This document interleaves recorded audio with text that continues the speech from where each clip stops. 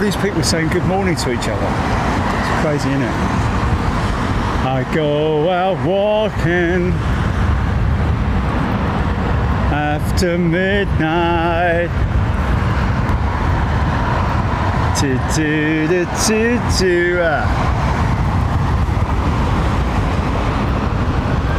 Here we go.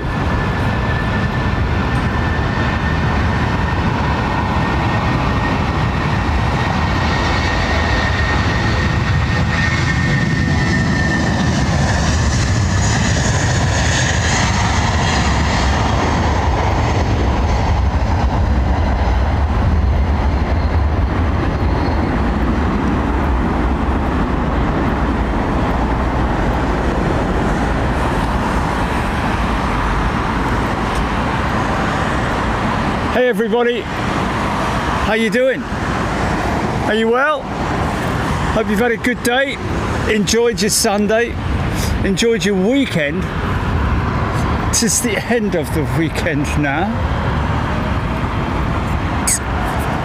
And I mean that most sincerely, folks.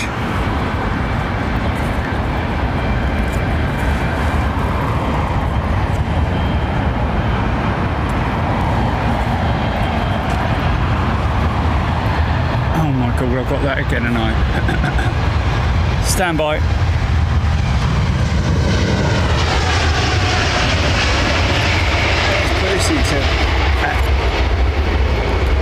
Let's get this active.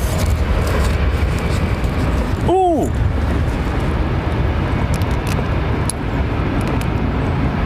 Let's see if I can counteract that weight.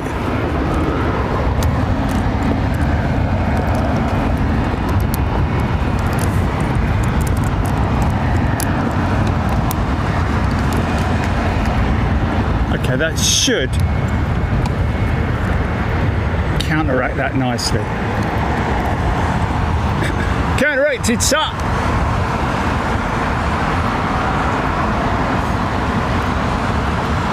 Wouldn't mind seeing a prototype of the 500 variant, the stretch 220, down at Toulouse when we're down there all together.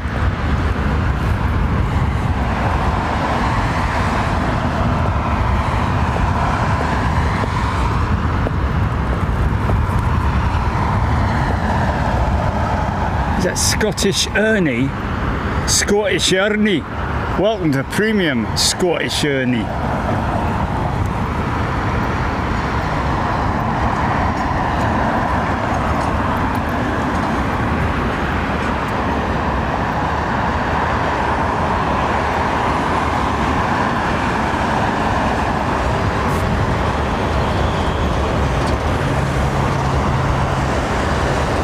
We do have a remote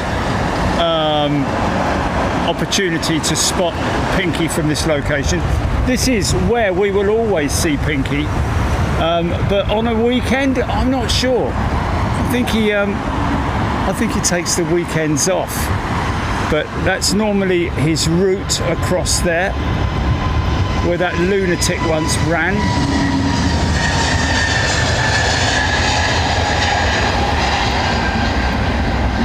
We all watched as the very brave driver jumped out of his van and apprehended him, and his mum was very proud, and we met him. He was a diamond geezer. Should have been on the TV, really, you know. Well, he kind of was, wasn't he, in a way, but you know, big old Rube being pushed back. Off for some tucker, unless he's already been catered, maybe.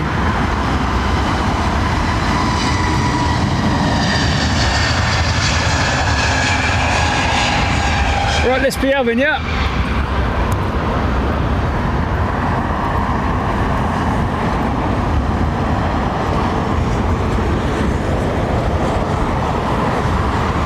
Time for the heavy mob.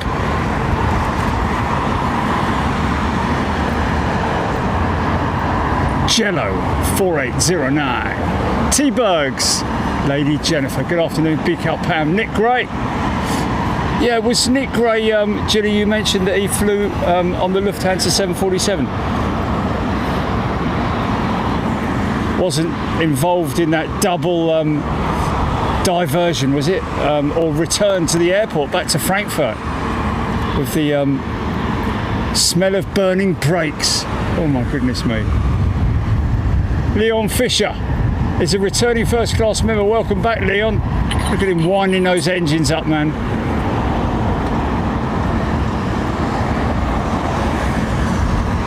Yeah, welcome back, Leon. And there is Scottish Airlines.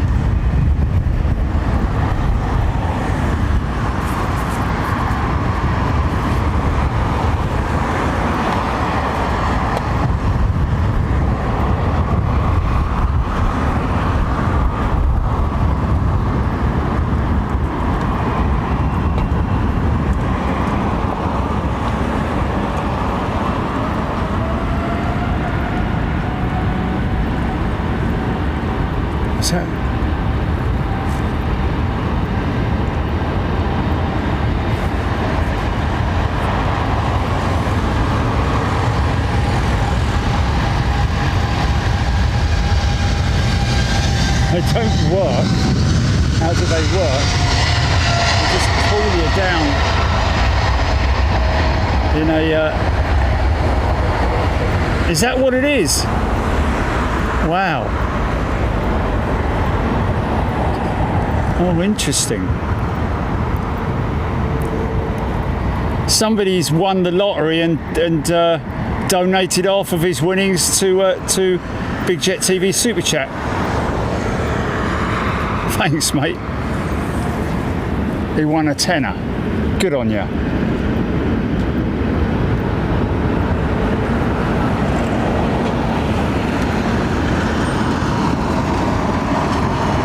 Oh, there it is. Won the lottery again. Share it with you. And that's from Rico. Good on you, mate. Thank you so much.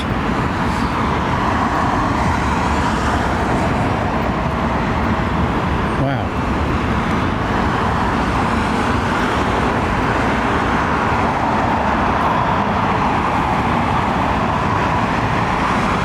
Has he just dropped his elevators, or?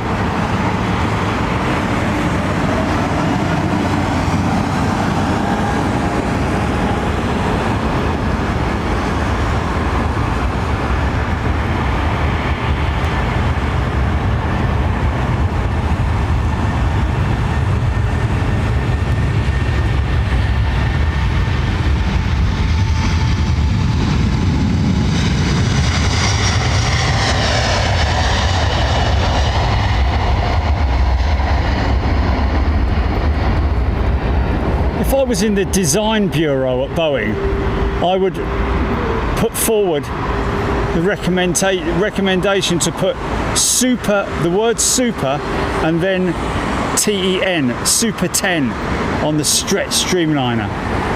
Even though I think that's a 9er, isn't it? Is that a 9er?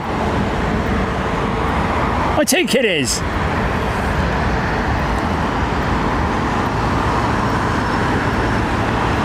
Super 10. That would be pretty cool, wouldn't it?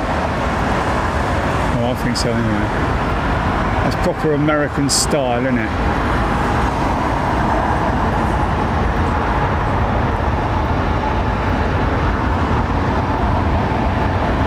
Anyway, I hope you're all doing well.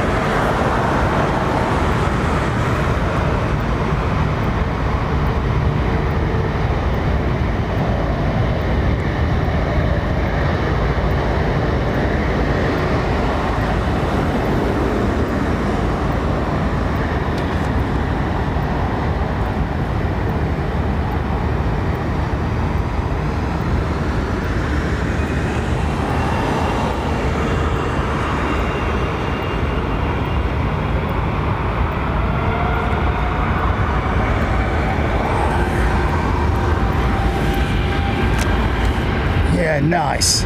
Is this a freighter or is this a Pax jet? I think it's a 300 Pax, isn't it?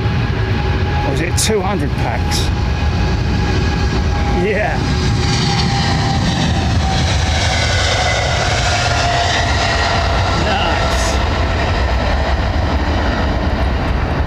Nice. Saw Emirates 200 freighter going out just before we came on air, or actually as we turned up.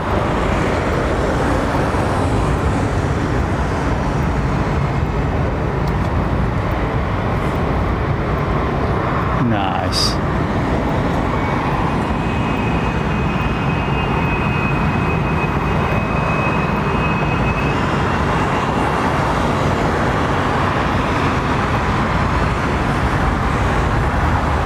We do from time to time to see Qatar's 200 freighter in at Heathrow. You'd be quite surprised at the tonnage in terms of freight that Heathrow handle every year.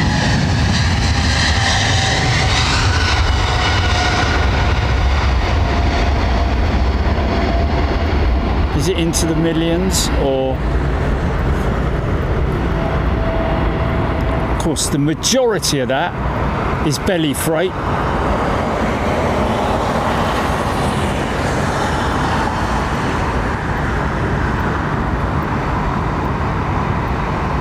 I thought we might get a little bit of funk. He's going out on the Compton, I think.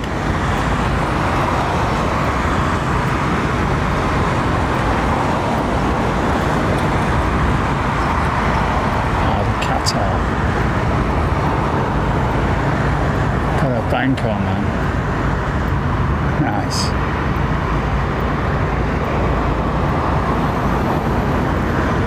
It's tricky, man. Got the sun directly at me, folks, above and at me. Just giving you a little update on my, as I normally do.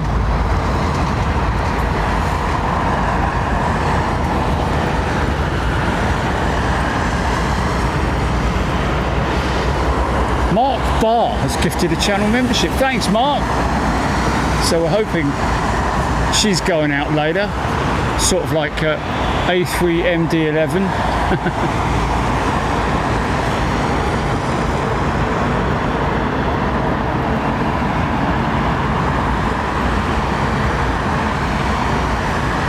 Yeah, super tan.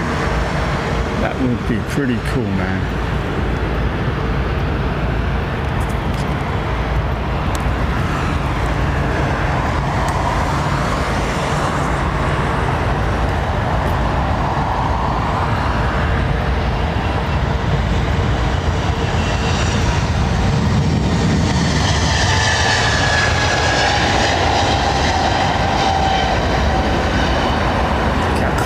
Up, man.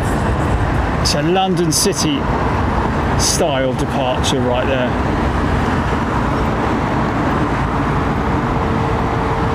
What's that?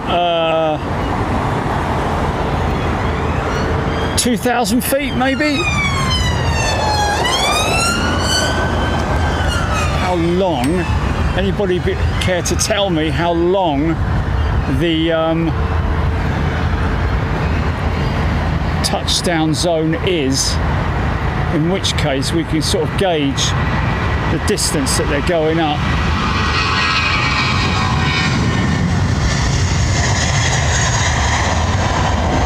I think it's 1,000 foot right opposite me, so that's maybe 1,200 feet, 1,500 feet. Nice.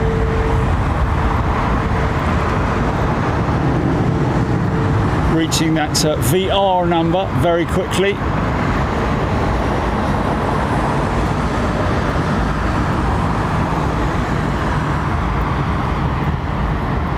No, go.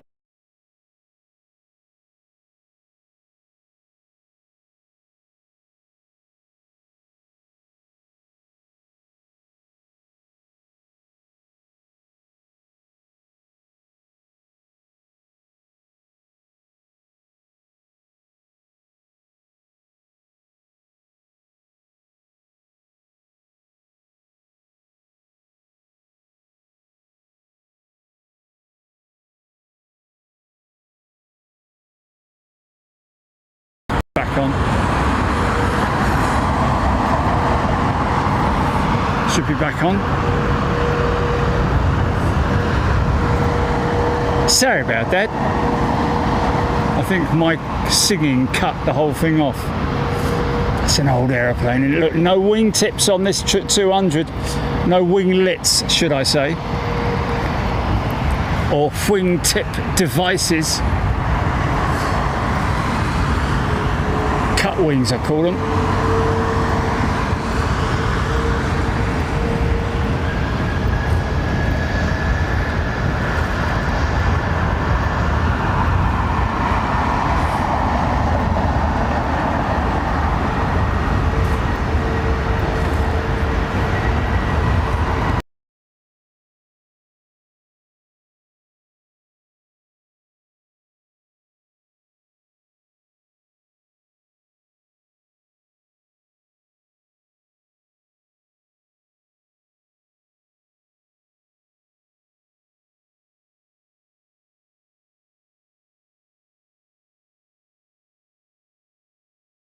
We go.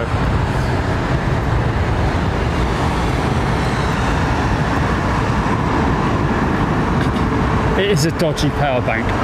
I've switched the whole thing out completely. Are we good? Are we back on? Just in time for this lovely old Delta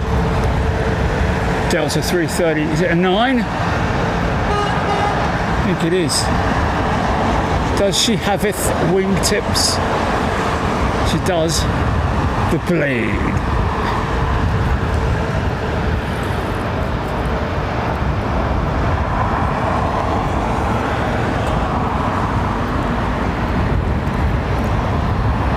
Hodgie 4.99 super chat. Thanks, mate.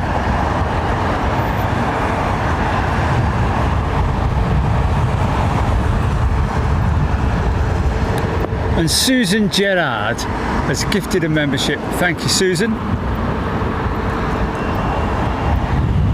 Susie G.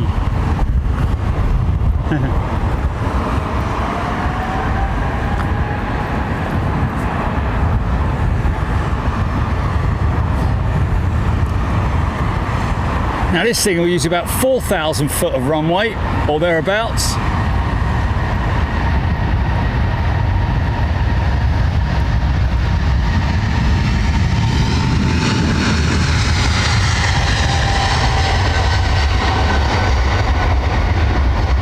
When the throttles are applied or pushed forward, the engine FADEC system, which is the computer system that controls the engines, literally from the moment the aircraft goes live.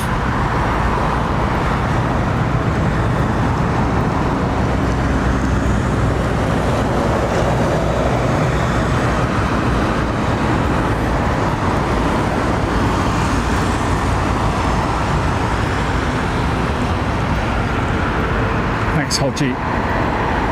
Is he saying something about the Cathay 747? Chilly there.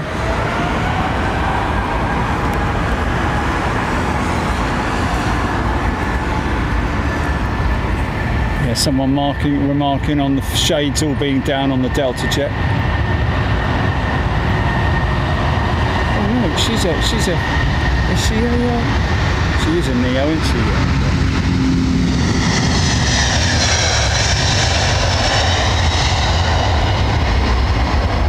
I'll tell you what I did read was the Ultrafan 30 is the next generation engine to be announced by Rolls-Royce. Of course, we're all waiting for the Ultrafan for the wide body application, whereas the Ultrafan 30 representing the 30,000 pound of thrust genre, which is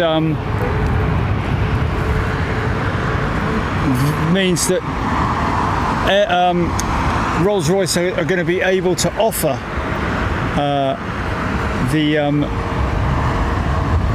30 as an option, an additional option alongside the Pratt & Whitney or the LEAP powered jets. You never know. You might see. I don't know about seeing 737 because they're all LEAP engines, aren't they? They're exclusive. Boeing have got the monopoly on that. It is interesting that the LEAP 30 should be an interesting option for airlines.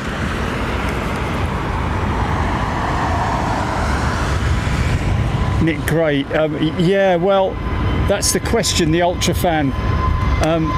I did hear that apparently, believe it or not,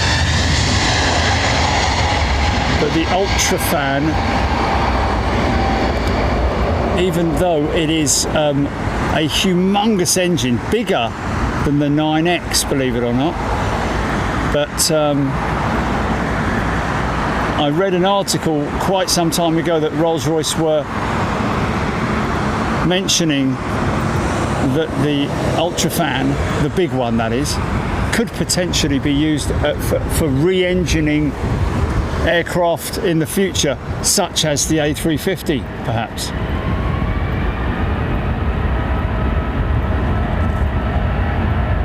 Oh, this is Rolls-Royce, she's screaming, man.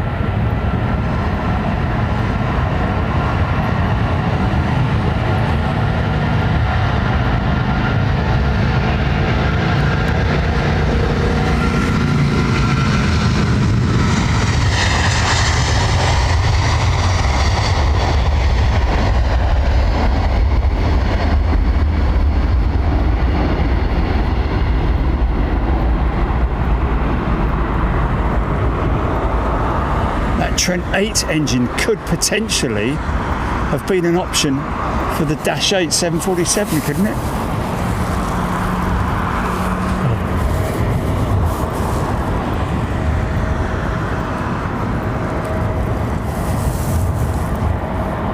Hello, hello, hello. What's going on here then?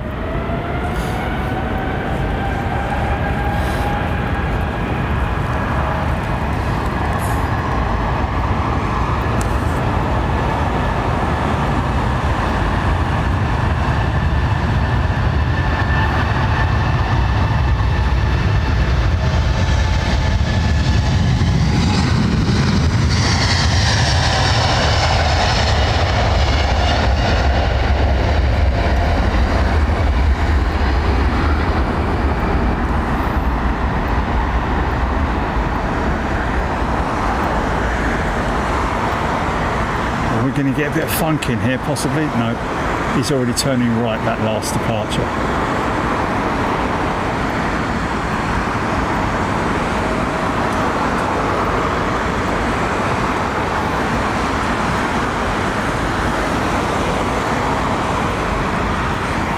Someone else with a bit of super chat, I see.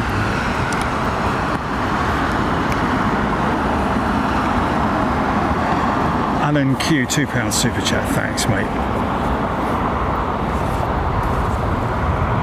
Thanks, Alan. Appreciate that, mate. Yeah. I know it sounds crazy, but I just can't stand.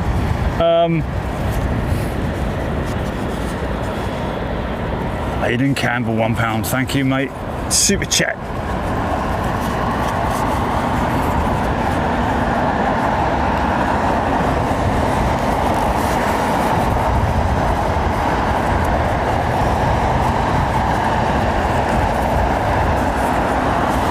What's that? After midnight.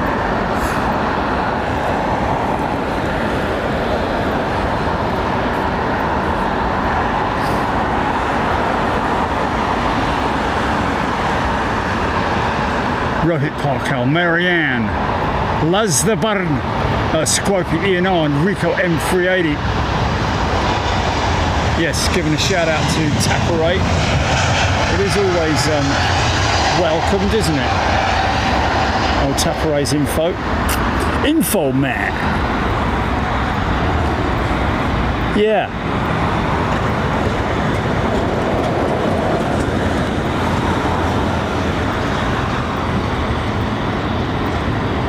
Something passed by the camera.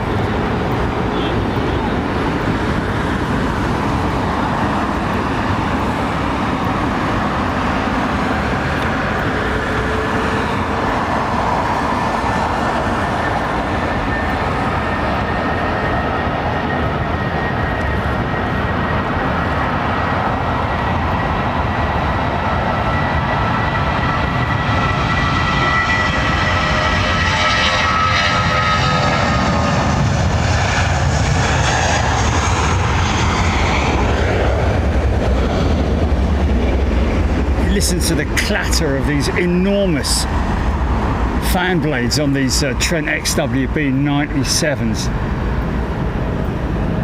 Titanium blown fan blade manufacturing technique. A bit like glass blowing, but on a much bigger scale, trust me. They but literally fill the when it's hot, expand it with compressed air. Very clever manufacturing technique by Rolls-Royce.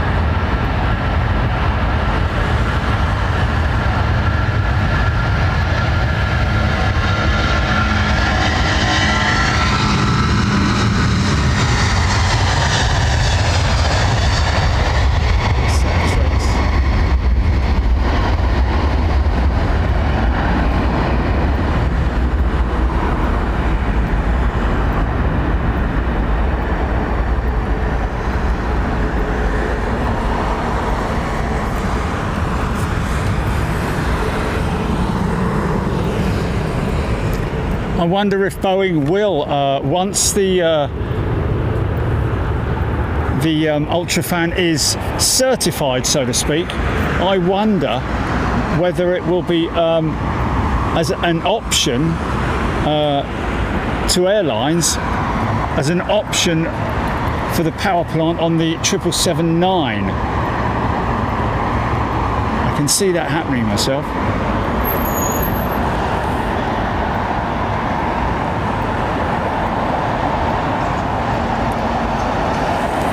Red Dog, did you say?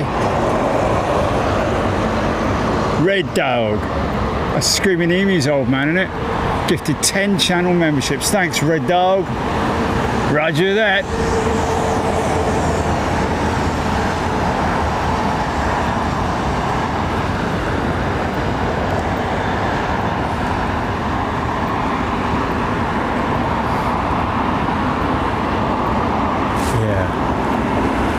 Certainly an engine of the future, isn't it? The old UltraFan. And it does have those beautiful carbon fibre blades as well.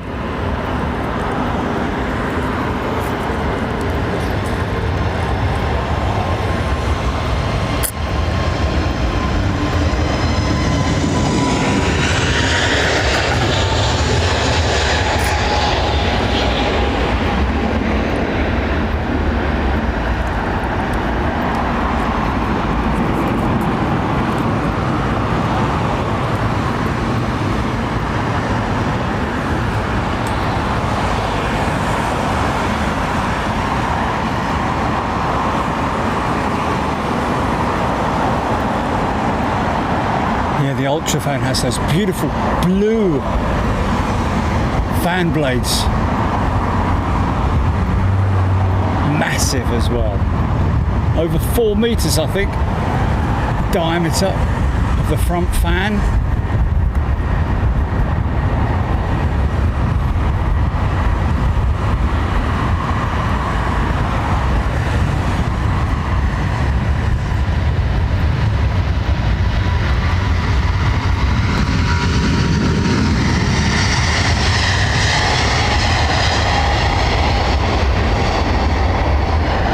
Like we talked about previously with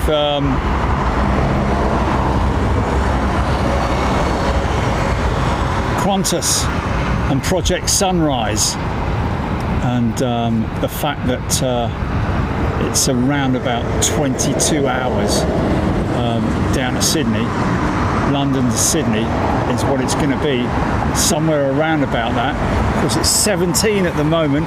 London to Perth on the Dreamer, but 22 hours. Of course, if you are lucky enough to be in a position to be in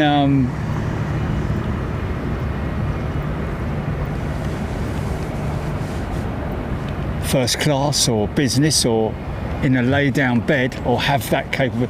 Apparently they're going to have like a sort of socialing area at the back of the aircraft as well, a socialised sort of like, you know, playground with swings and a slide.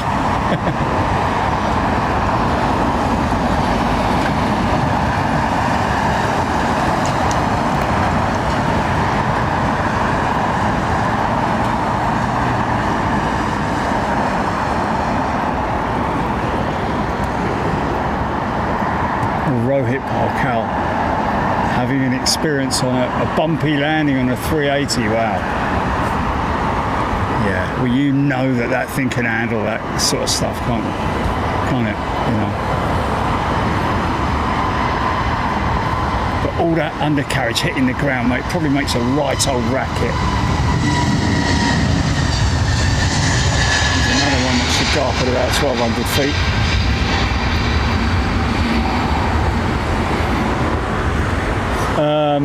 Yeah.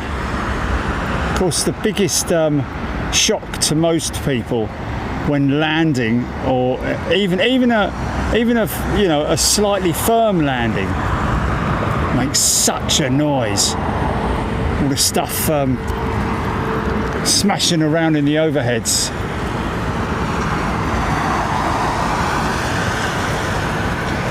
And then on come the brakes.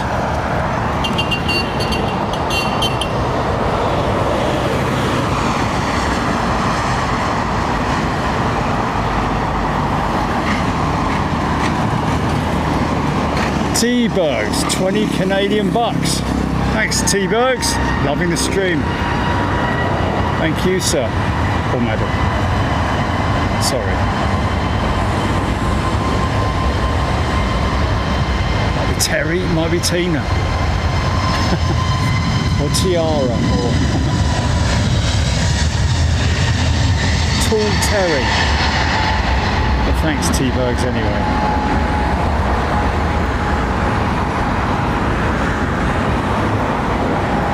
Tricia or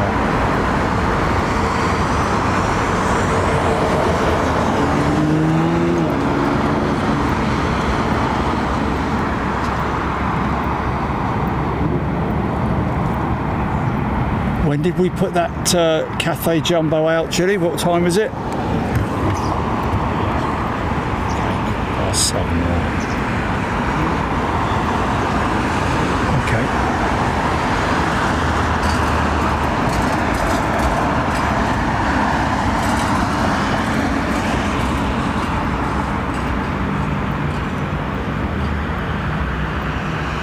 Fiola. Oh, okay. Well, thank you, Fiola.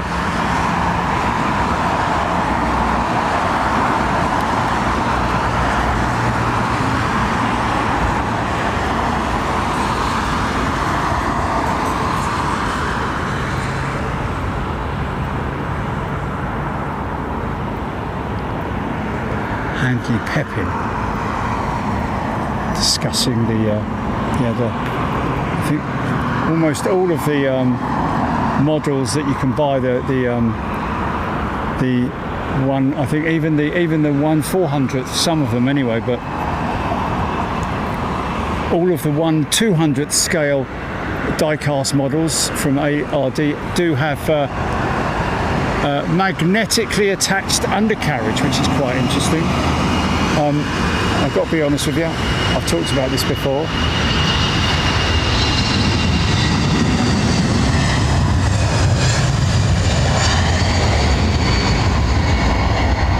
I'm not a massive fan of putting the undercarriage down when the aircraft is on the stand, because it's difficult to sort of like reproduce that landing configuration, because obviously you can't have flaps down and stuff like that, although there are a few models out there that have flaps and slats. Oh, look at this lovely old thing.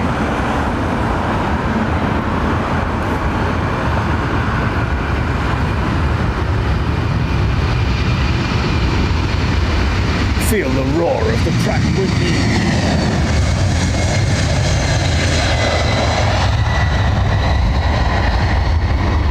Pratt & Whitney will get you there.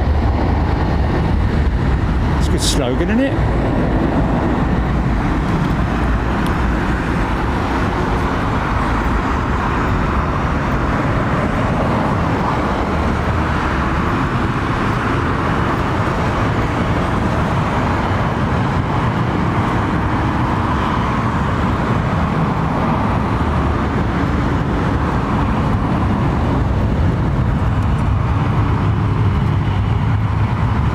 Yeah, lovely old 767.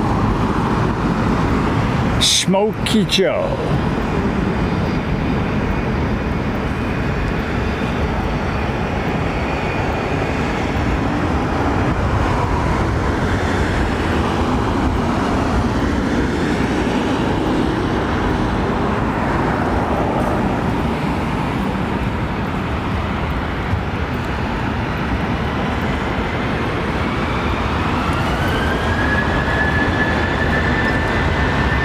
Wind up those V2500s.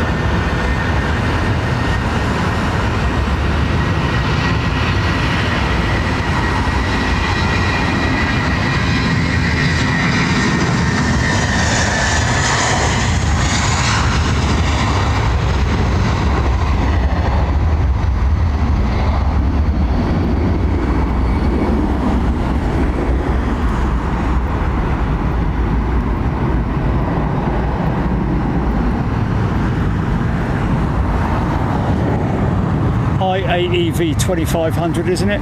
International Aero Engines. That's the full name for that. I think part of that engine is Rolls-Royce. Maybe the combustor or the hot end of the engine, I don't know.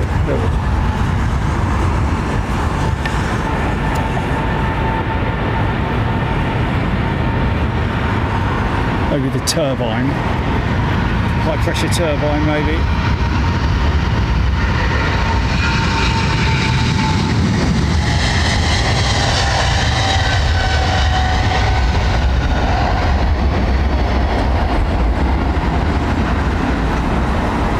Another slogan for you. General Electric, the power to serve. Oh, yeah.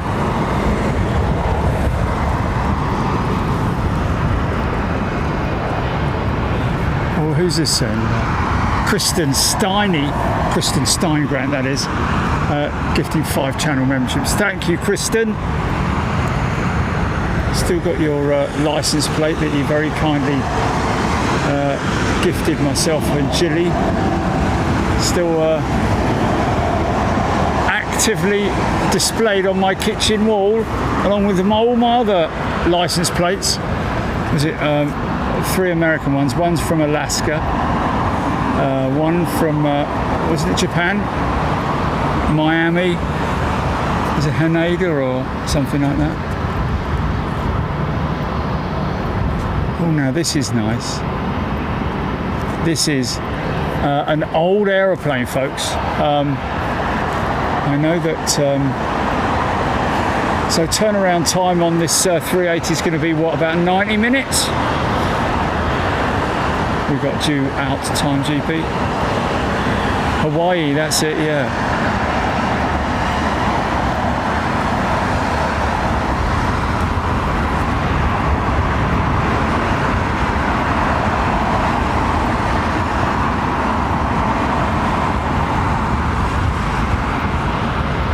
Nice. This is a lovely old aeroplane lining up right now. It's one of their CEOs, isn't it? Yeah. Virgin want to get rid of these things, don't they?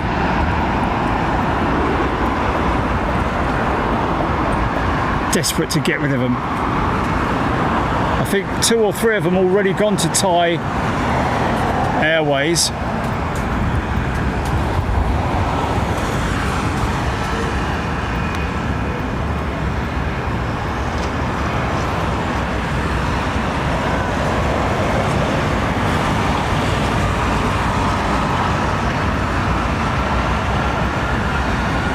Might set off a couple of car alarms, this one.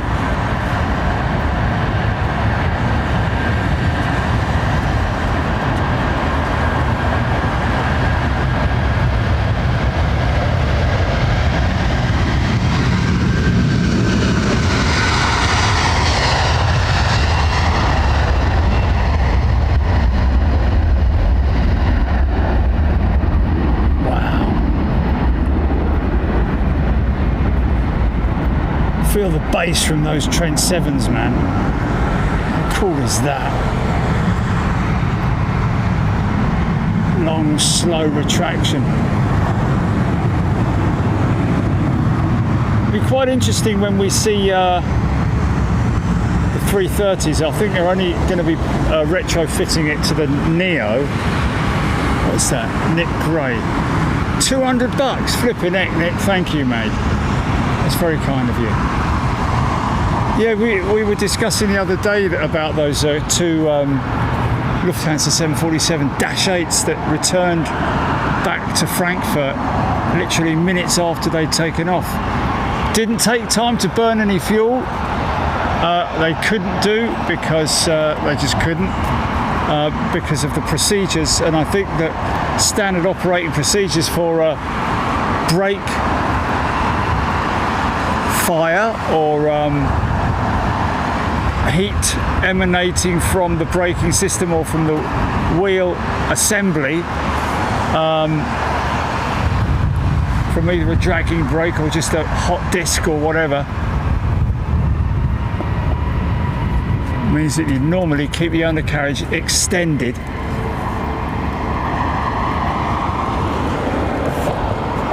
There were massive delays, so glad you weren't on those, Nick. Thanks, mate, by the way.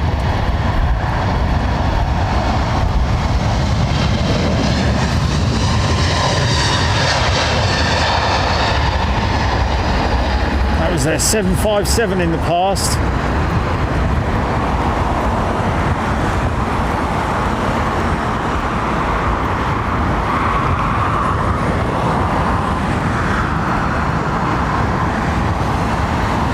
That sun's going to play havoc, isn't it, for me, when it gets lower on the in the sky, straight at me.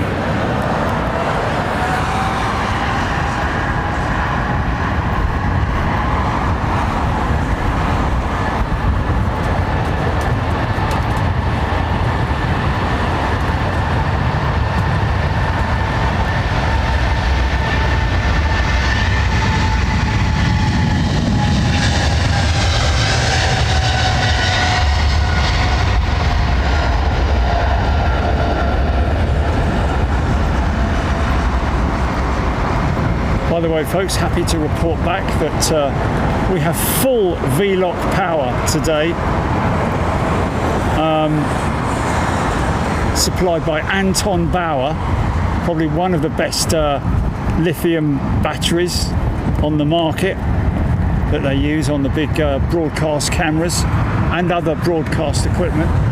It's a V-lock system, big chunky V-lock that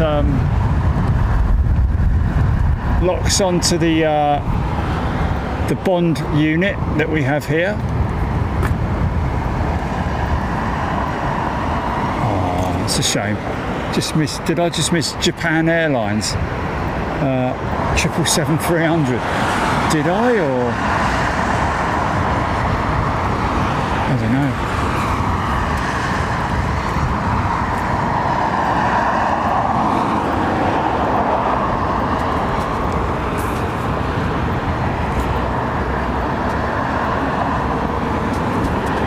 Yeah, that's what I was talking about with the Super 10 on the side. It's kind of like a standard practice with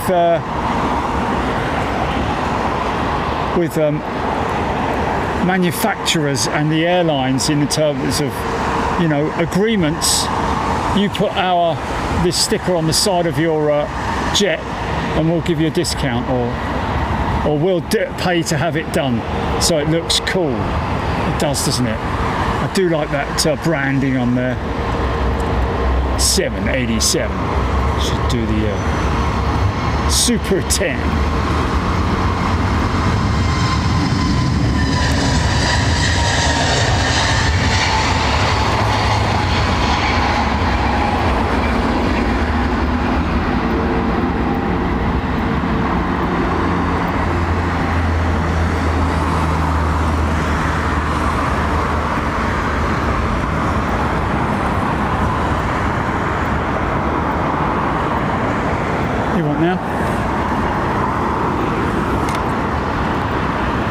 Oh, really? Oh. L'avion de grande.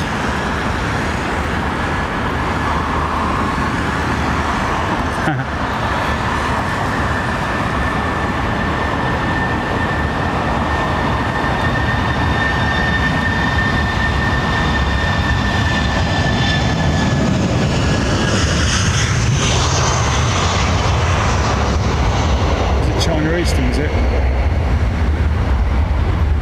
Oh, Aaron Thomas, fun fact that Biman were the last operator of the DC-10, he's saying there. Interesting, really? Oh, wow. Doesn't surprise me. I read today that there is still an airworthy TriStar, ladies and gents. Tri-holer. Used by, I think, the NASA Space Consortium or whatever it is.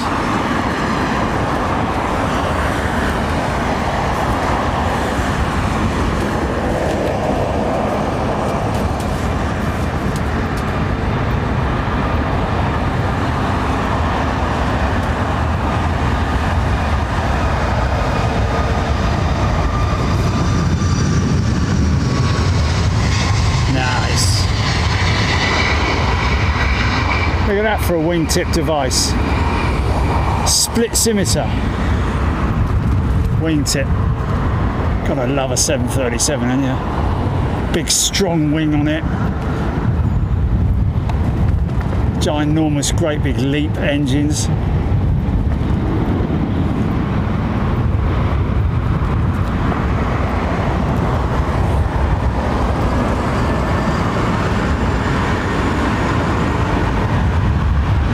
Kind of an Alliance engine, isn't it, really? There's parts of General Electric, partly General Electric. Maybe Rolls-Royce have got a little bit in there, I don't know. Pratt & Whitney, maybe.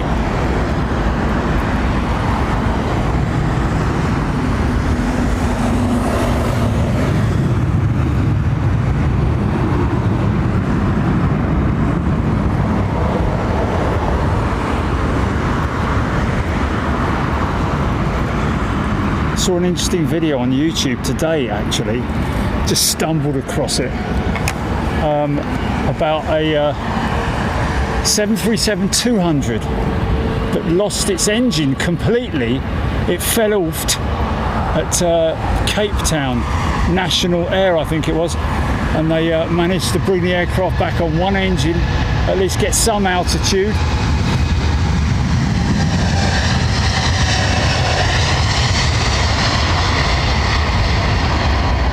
They would have been old JT3D engines, I think, maybe. Would that be right on the 737-200? Right old clunker.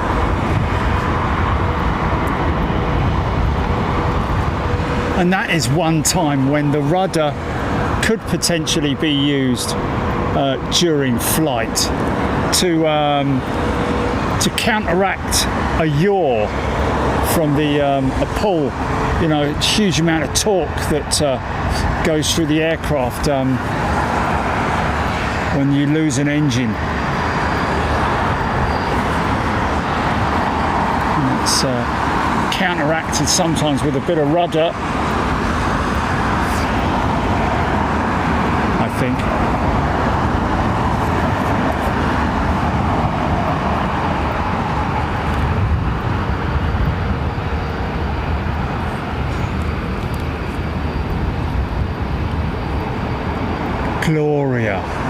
has gifted a channel membership. Thank you, Gloria. Gloria! Thank you.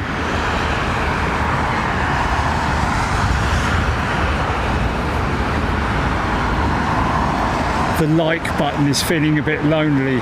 Somebody saying there, where was that? Kathy Williams. Thanks, Kathy. Yeah, go and play whack-a-mole with the like button, folks. If you fancy it. If you like it, then show you like it, if you know what I mean.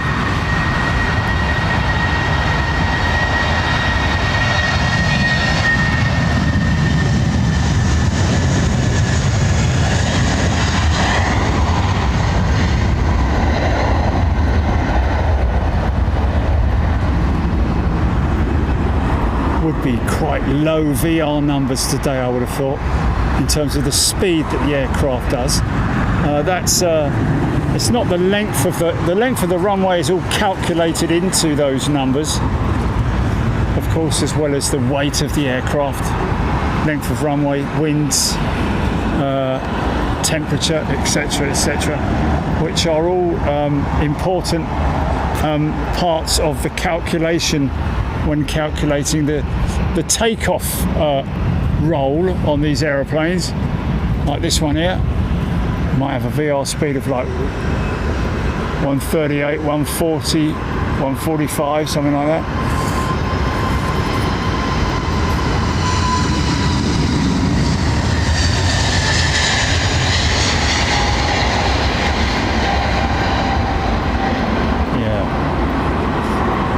Of course, that's all controlled by the engine management system. It controls the engine power when the throttles are applied.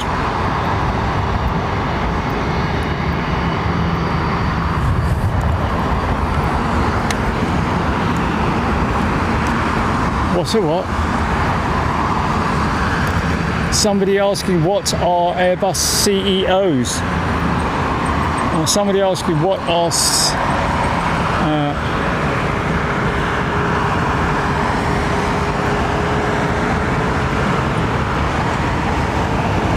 well, it was the JT3D.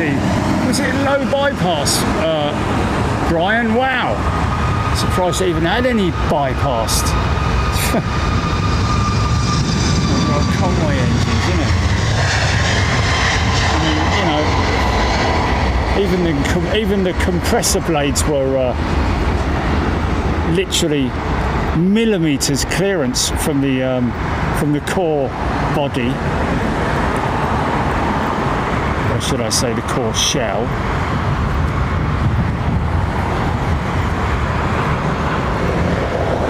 I mean, you know, when you think about that, same sort of engine that powered like DC-8s and things like that, the big jets of their time, they were pretty big. But here comes Biman.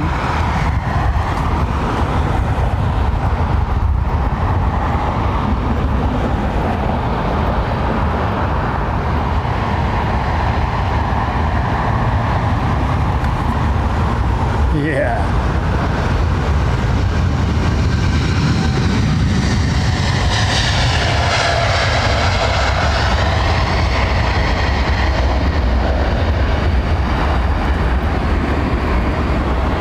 If he goes left, there's going to be a few people blinded on the left side of the cabin. The amount of times that's happened to me when someone's got their window blind down throughout the entire flight, and the sun's coming in through the window and, you know, on the horizon, and just very, very uncomfortable. I once had to actually go and I did a bit of a Karen, didn't I? Went and tapped the geezer on the shoulder. Sorry, mate, would you mind? I'm sitting over there. Can you see over there? Yeah. Well, you see the sunset there? That is, it's like somebody shining an extremely bright light straight across at me. He was like, oh, I'm sorry. Oh, great, thank you very much. Very kind of you, thank you. He was a nice fella.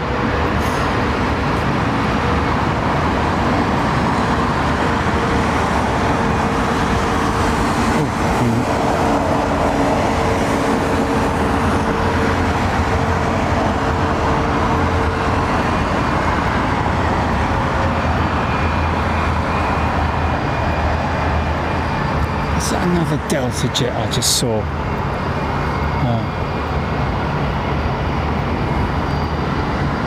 Making its way towards us.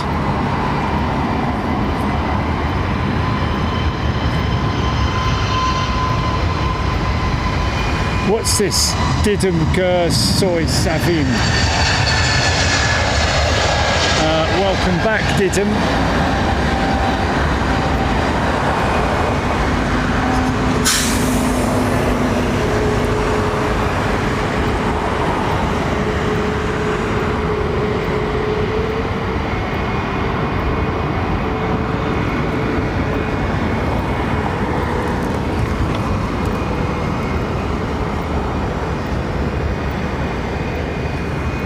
And thank you for supporting the channel, Didum, and everybody as well.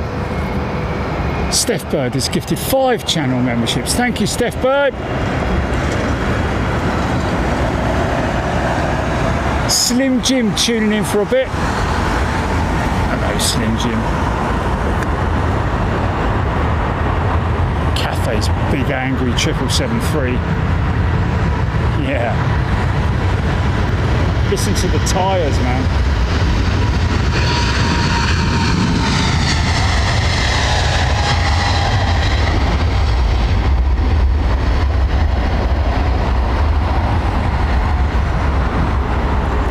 I say listen to the tyres, but you know, you've got to remember that these tyres are filled with nitrogen around about 200 psi on average for these big aeroplanes, and so they're like rock hard, and when they're rolling down the runway they make a right old rumble.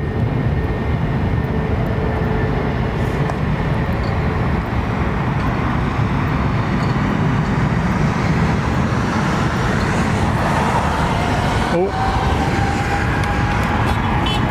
say that sounds like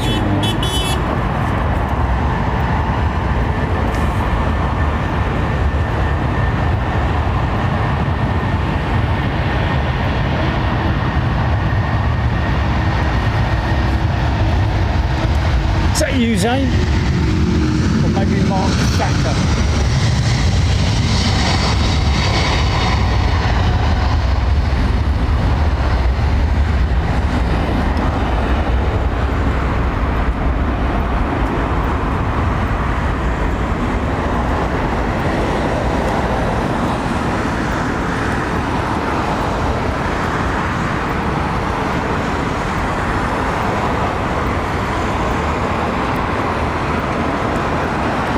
I'm guessing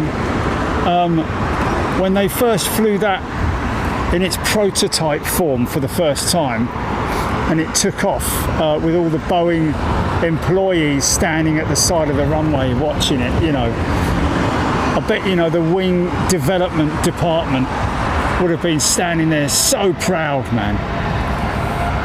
Crazy wing flex on the Dreamliner. CRFP, compressed reinforced fibre polymer.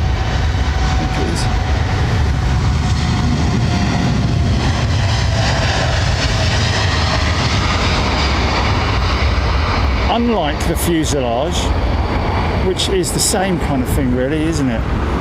But that's tubular and segmented. Unlike the Airbus, which is sheets of carbon fibre, which is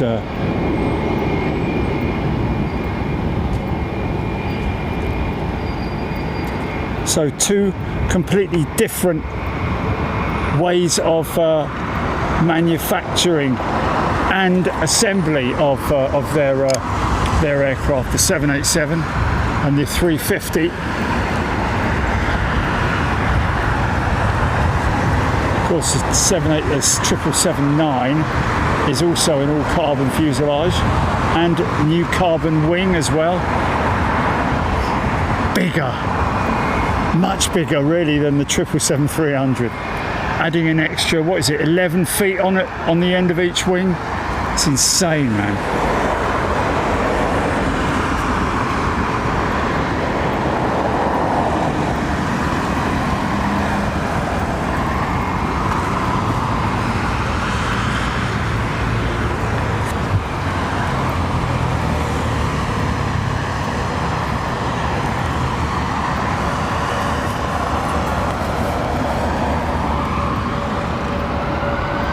Another one of them there Neos. Somebody asking just now, what are Airbus CEOs?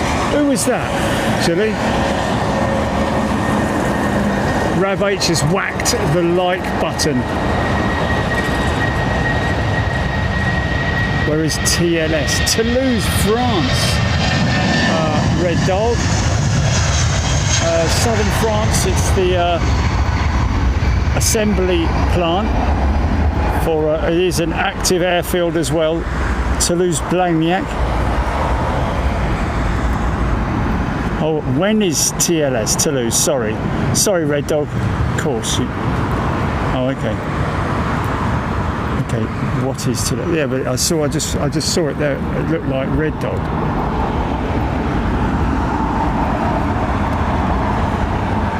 Oh, when is Toulouse? Red Dog asking. Well, it's a couple of weeks.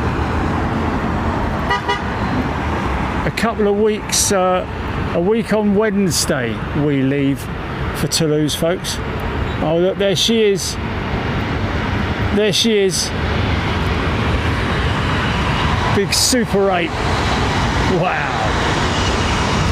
Yeah.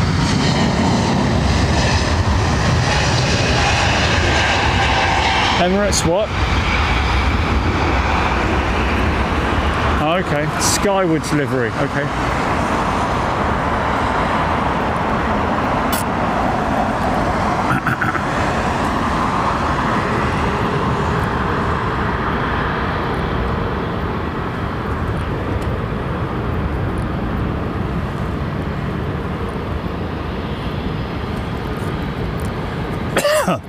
Excuse me.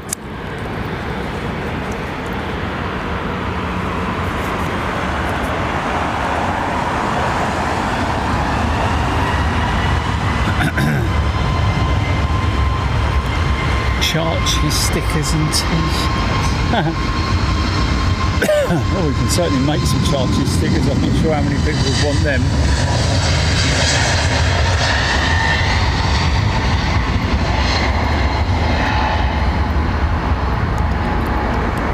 Red Dog 1999 super chat. Thanks, mate.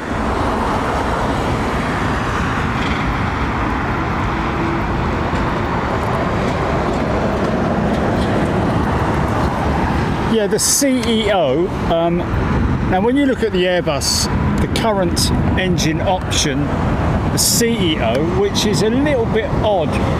Oh, hello, what's that? What's going on there then? Go around. I thought I heard a big power up and then I looked over there and bang, there it was.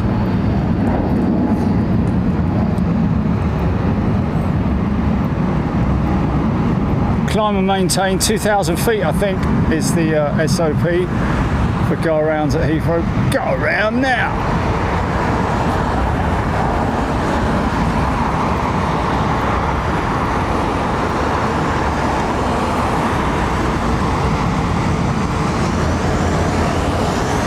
Yeah, it possibly might do, Chile, I don't know.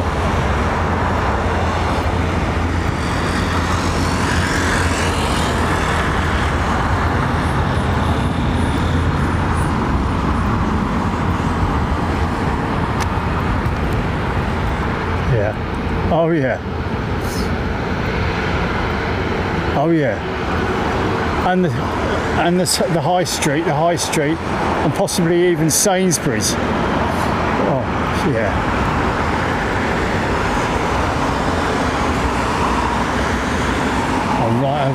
Right over the golf course. Wow.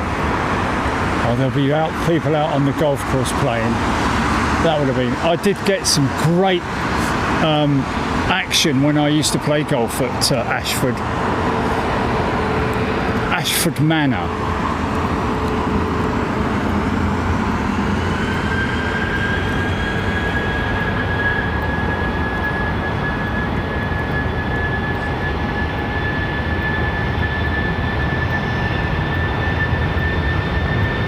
Yeah, the current engine option on Airbus, which is this, the CEO, it's very confusing for anybody really. And this one here is a CEO.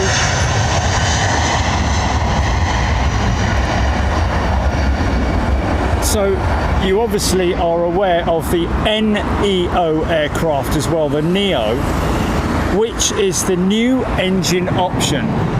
And it is literally, I don't think that Airbus offer the A320 model with the old I-80 engine anymore, and the same goes for this, the A330, which is this Neo new engine option Trent 7000 engine, as opposed to the CF6 or Trent 700.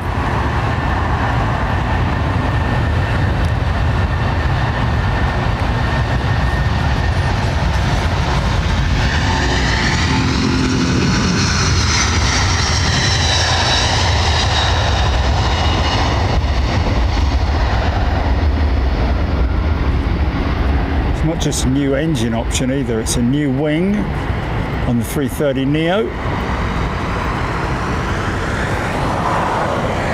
It's done well with a lot of operators, Delta being one of them. There was word some time ago about Delta opting to go all Airbus, but I believe that's not the case. Of course, they did used to operate the 777 as well, not opting for the 777-9. In fact, none of the American operators opting for the 777-9, which is, I'm surprised that American didn't.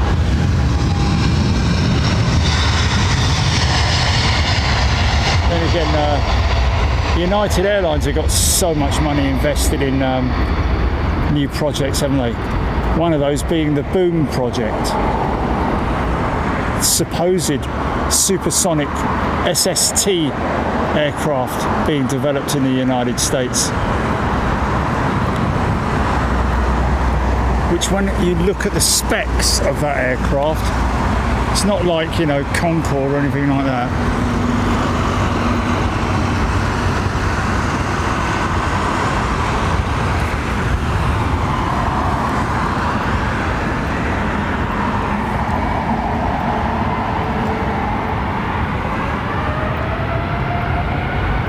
That's Vistara, wasn't it? I thought it was Lufthansa for a second.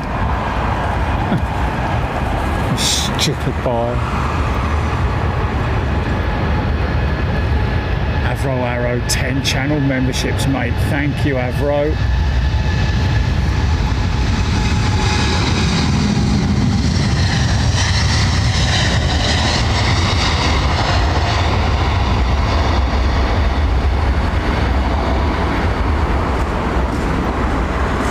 It's interesting because when I hear the word Avro, I think of AVRO, the designers and builders of the Lancaster bomber, of course. The Shackleton as well, which was basically a Halifax bomber on steroids. And of course the Vulcan as well, of course, let's not forget.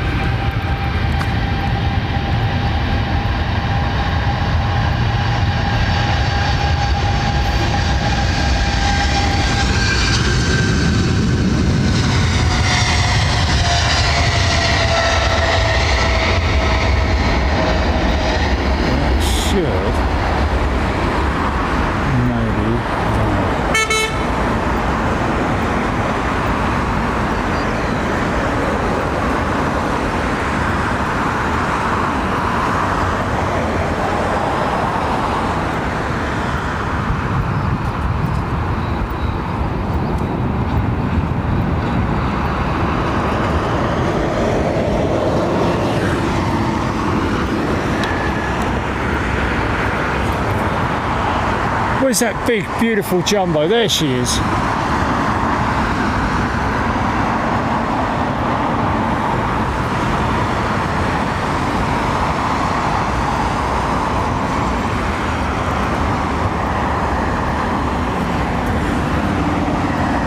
Sporting 4 GENX engines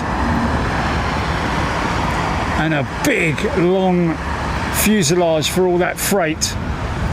She has the swing nose as well, of course. She is a pure out and out freighter, built and assembled at Painfield by Boeing. I don't know about built, probably I think they subbed a lot of their stuff out for 747 as well, didn't they?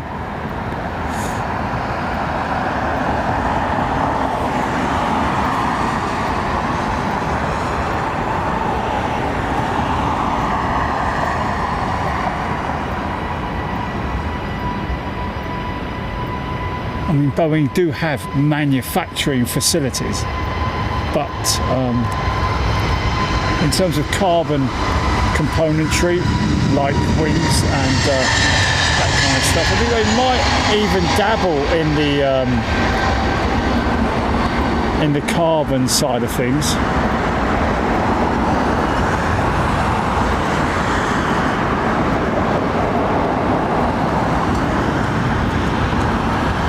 That's mainly all subbed out to like Japan and places like that, isn't it?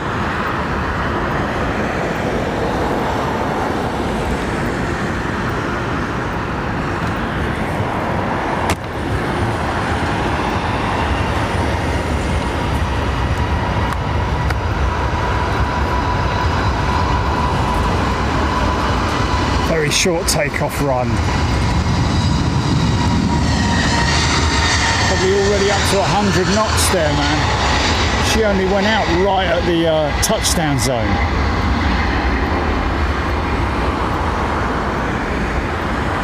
Wow.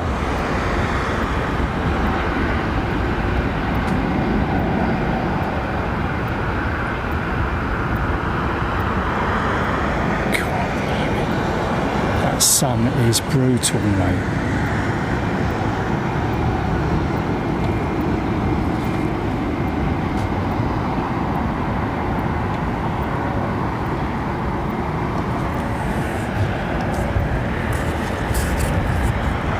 Around about this time that I'd expect to see an evening BA380 departure. I would say we're into evening now, aren't we?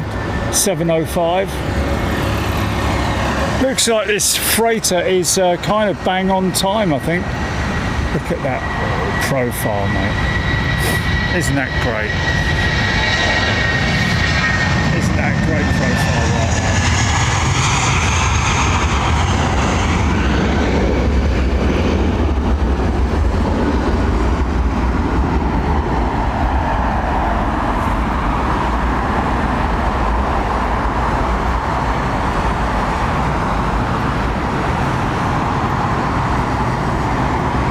Sorry, I'm missing a lot of your comments, folks. My apologies.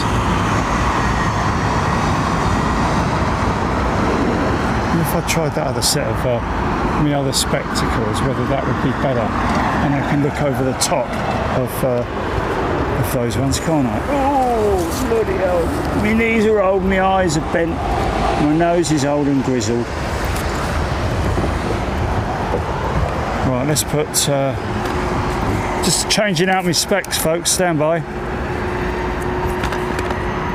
Yeah, got them. That's better, but oh, hello. Yeah, I can see the picture so much clearer. Wow. And I can read the text.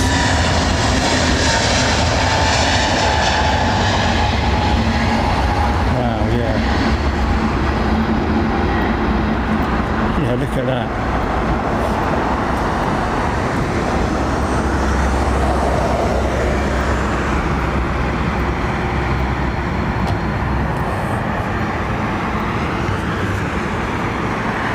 Delistable.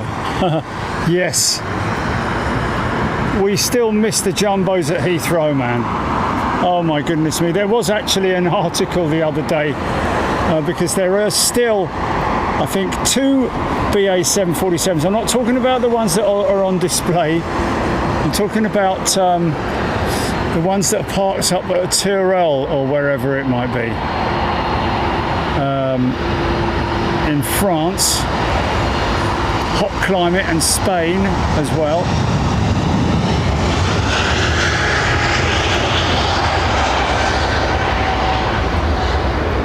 Is it Tyrrell, is it? Or, but apparently there are still... Oh, look at this! Oh, yeah!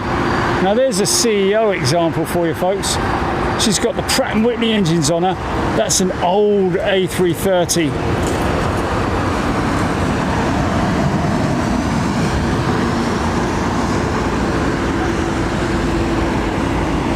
Featuring the what's known as fence style winglets.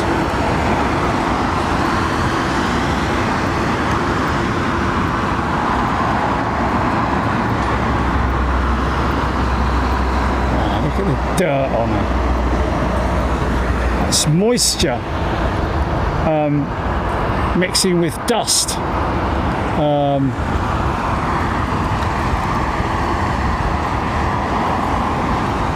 That's why she looks like she does.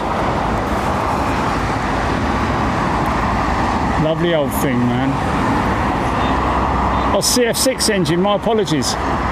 See the big pointy exhaust cone on it? That is their way to identify the CF6 engine. This one, of course, looking at them there. Big set of Gen X engines on her, look. GENX. Nice. Sonia Keenan, 13 years old. What, the A330?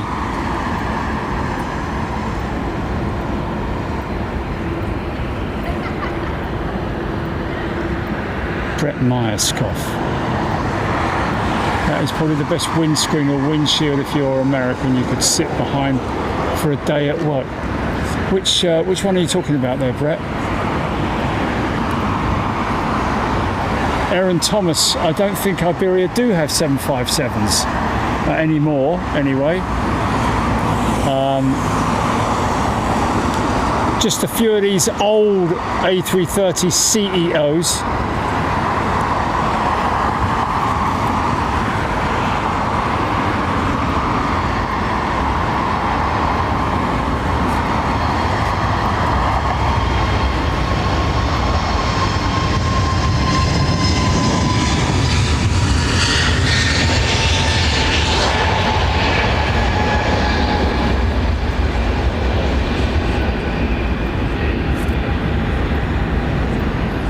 See the ribs, man.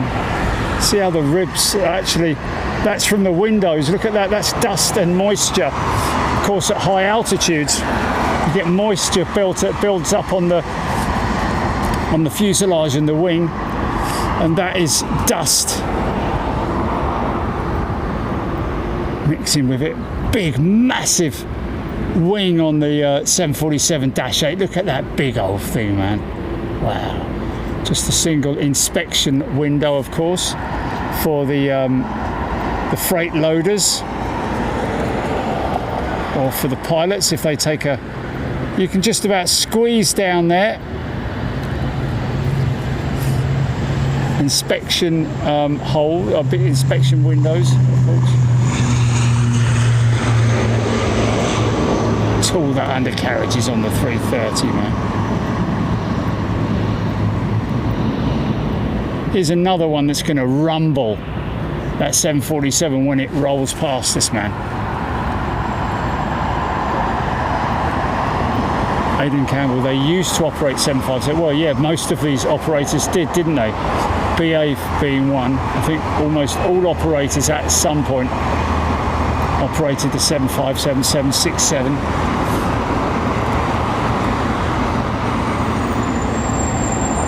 Whether it's at their sort of like home base or or carrying out,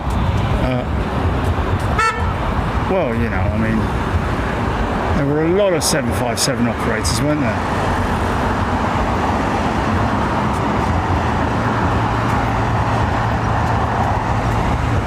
Finnair as well, of course. Is that Flaps 1? That's Flaps 1, isn't it? Thank you, John Grinham. 380, the Joburg 380 coming out, is it? Oh, look at that beautiful aeroplane, look. Oh, we were invited to film the retirement flight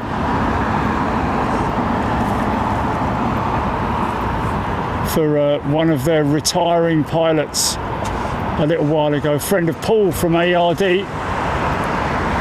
I think it was his last flight out, I think. Or his last operational flight. Didn't get his name, unfortunately, but we've flown with these guys on a DC-8, 787, and that was a great experience with EVA Air. 330, then 787, right, okay. I thought it was a 787, the first one.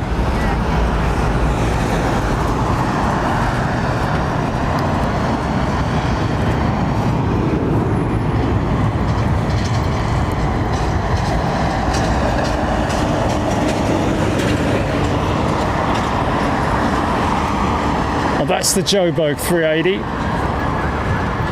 Okay, so, God blimey.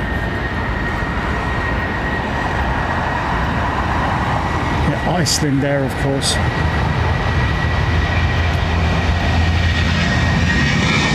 Rab saw plenty of those at Taipei. Yeah, so did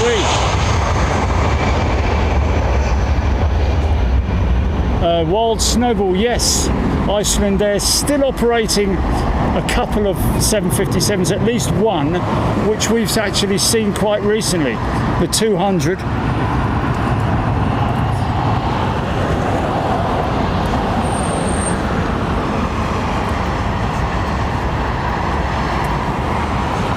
Little bit of paintwork, look. Maybe a little repair, I'm not sure. Oh yeah, look at this.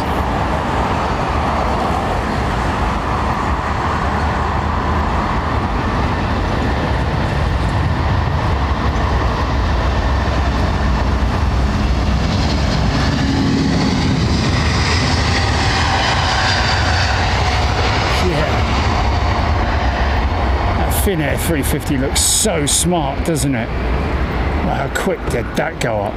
Now, I'm imagining that this 747 is Charles de Gaulle bound, and I'd imagine that she's going to be relatively light. Here we go. Yeah, that looked really special. That Finnair 350. Little bit of twitchy rudder movement from the pilot.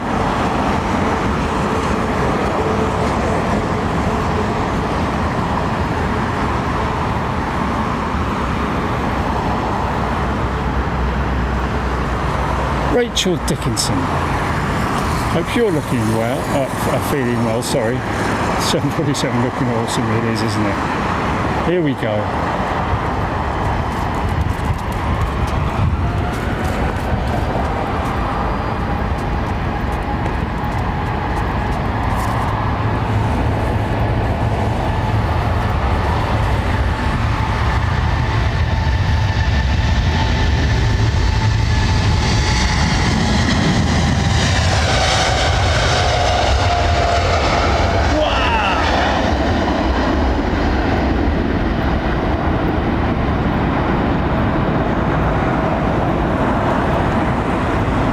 Crazy early, man. That's like an A320 going up, or an A220.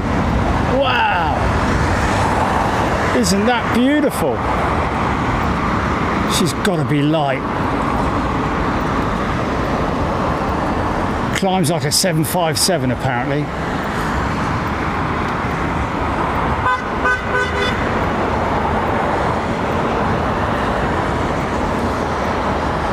Wow. Leveling off.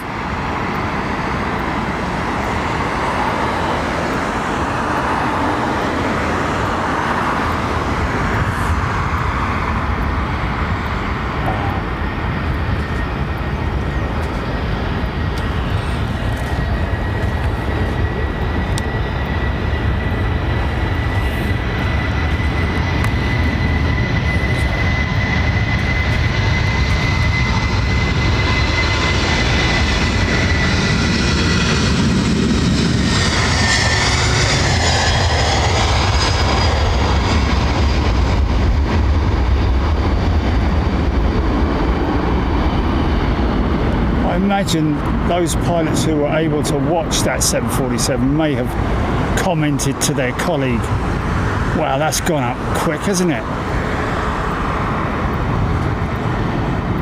Just wondering if we might get a little bit of funkiness out of this shot. If she's up there, I think she's already up there though, up and gone. Yeah.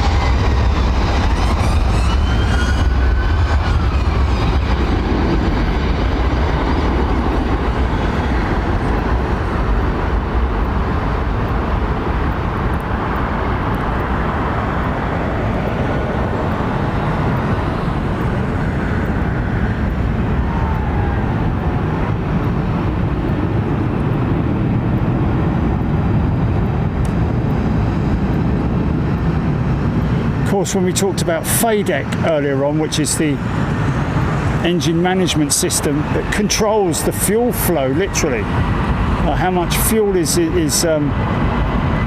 burnt, and that, of course, like I said, runway length, weather conditions. Ray J has put 10 US bucks. That sounds like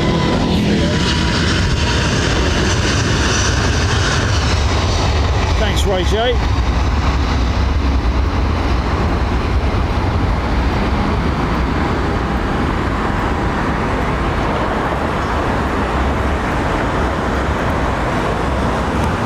Yeah, passenger weight based on average size, you know, all that stuff's calculated. Of course, there was that discussion a while back. In fact, it was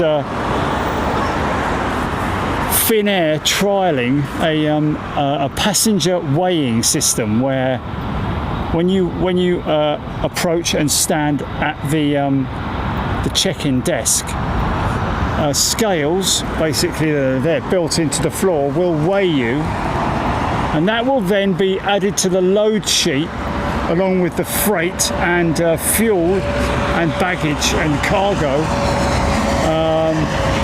to calculate exactly the most efficient way that the aircraft would operate, and something that's put into the aircraft's computer when they calculate the speeds. I was personally in full support of weighing passengers. I know a few of you be up in arms about it. Oh, bloody weighing me. Well, why not? I mean, they're not going to, hey, I got a 19 stoner over here. They're not going to be shouting at everyone, are they? You know, they're just going to, the computer will calculate it. They would probably not even see it, I would imagine. The check-in staff, I don't think they'd be interested at all in your weight, and that's combined baggage and human weight as well, by the way, folks. I think it would save billions upon billions of dollars, and also go towards, in terms of fuel burn, it would save billions. And I was in full support, put it all that way.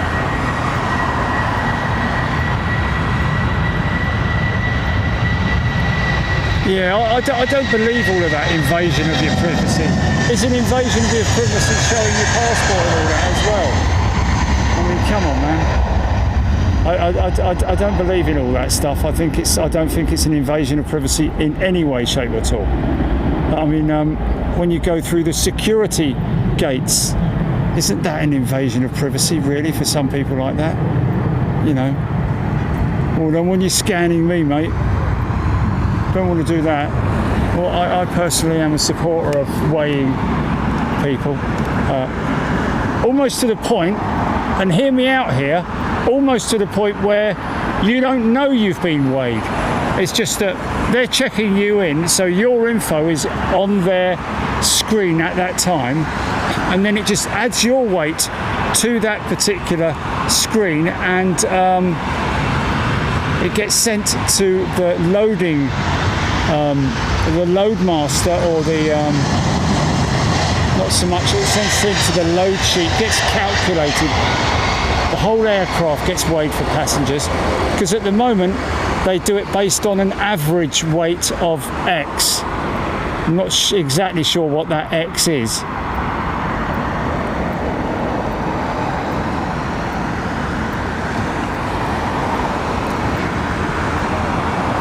Weather watcher, I don't know if they do that, pay less if pay more if you're slightly overweight. If you're slightly overweight, it doesn't matter. I mean, it is what it is,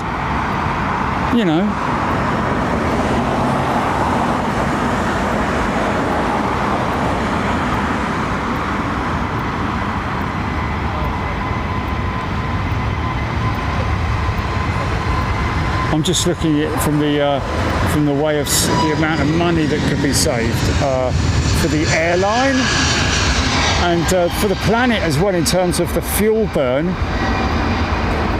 and for the airlines in terms of engine maintenance, etc. Because every time if you take the weight of the passengers, which is based on an average weight, if they're an adult, it would be, I don't know how many pounds or whatever, or stone or whatever, but that weight is then converted, all that weight is added to all of the freight and all of the baggage and all of the fuel, and then it's calculated, you see.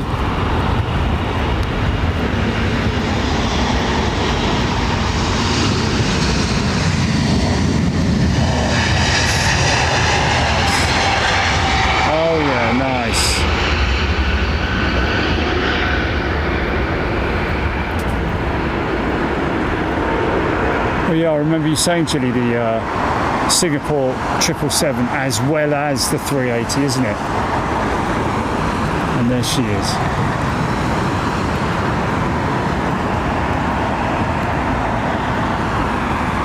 Well, I'll be honest with you, I know what you're saying there, Red Dog, but your weight wouldn't so much become public knowledge. It would be available for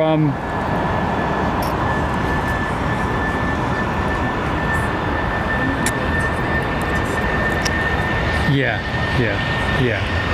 I think there's an argument for and against, isn't there? I think there is an argument for and against.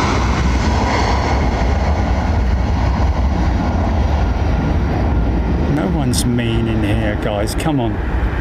It's all, we're all a very happy family. Please don't say some people are mean. We're not mean, folks. We're just we don't like to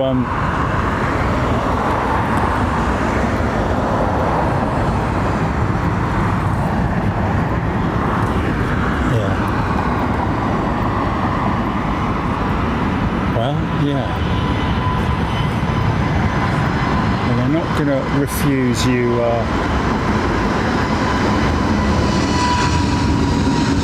Is that Buzz Lightyear? It is, isn't it? To infinity and beyond.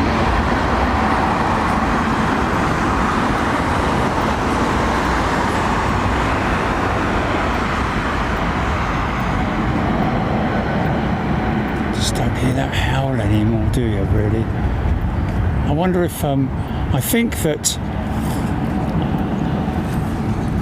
I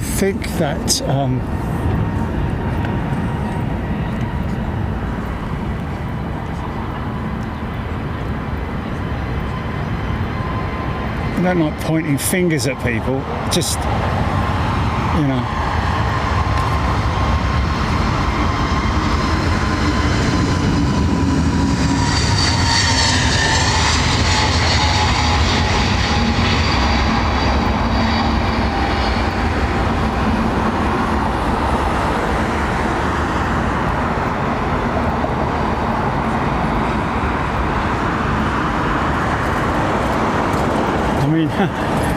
Hey, when you go and check your bag in, there is a digital scale there, and there's a big green digital number or digits, big green digits come up with how heavy your bag is, you know, and mine is regularly like 33 kilos or whatever it might be. Some might see that as overweight, but it's within my allowance, you know, depending on who I'm flying with.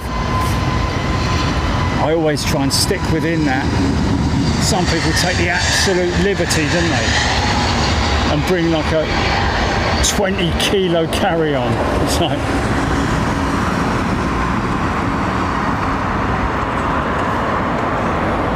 or more, 22 kilos of carry-on. I think you are limited. I think it's right that you should be limited.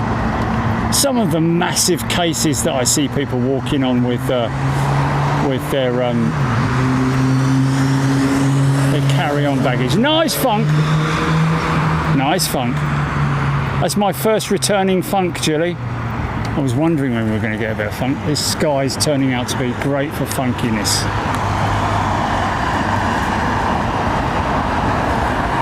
Tim H is saying with a $10 super chat, thanks mate, best part of my Sundays is Big Jet TV. Thanks mate, that's very kind of you, Tim.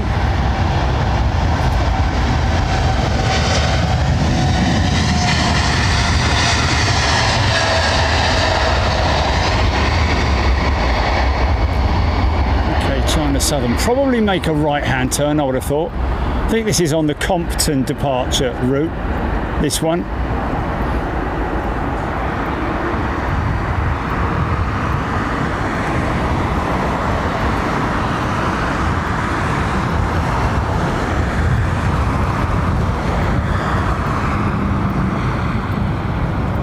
See the carbon cover for the it's either the Wi-Fi or communications blister. Like the Starlink hidden under there, you never know.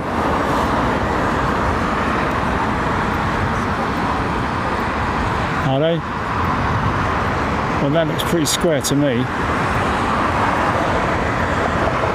China Southern.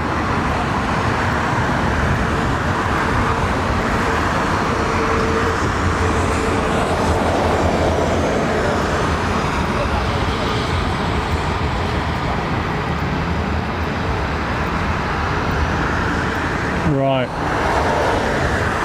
Okay, I've got you. Yeah. Sorry, folks. Sorry. That was my bad.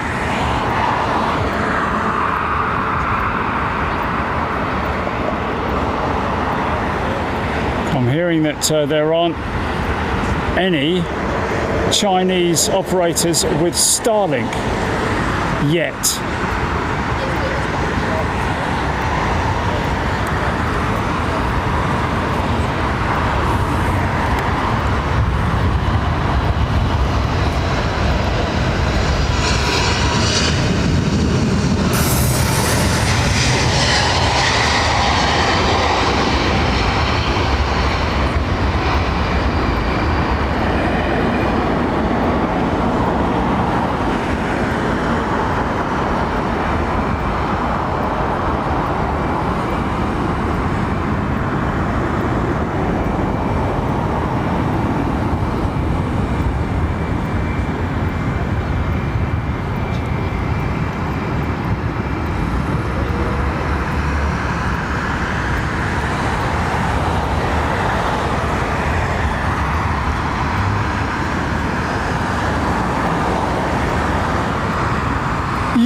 pal Palpatine down in Mexico 2 weeks ago.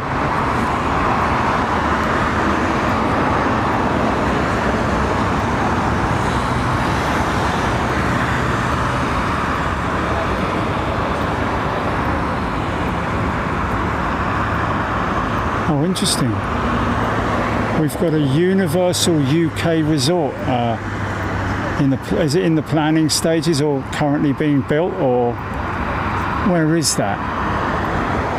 Yeah, mentioning how in the future, BA and Virgin Jets may be promoting it on the side of their, or they'll maybe sponsor it in some way.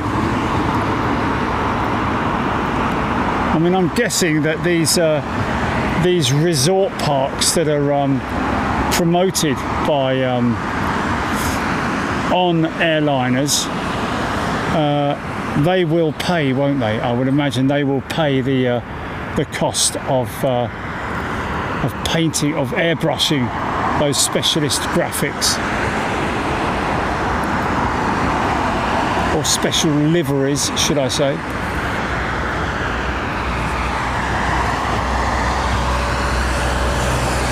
See the A380 DC-10 over there.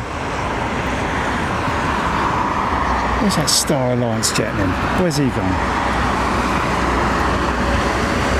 2031, bloody hell.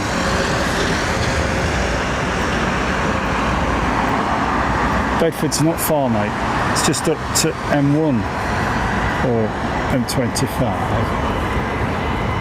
Bedford and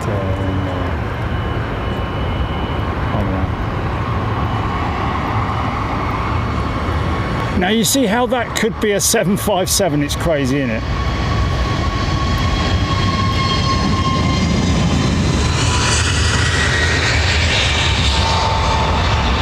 Oh, a nice bit of fun with a chopper. Is that a Lynx? Is that a Lynx over there?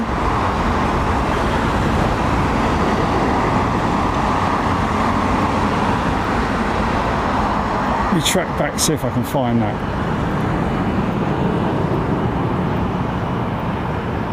Oh, mind that. Sorry, folks.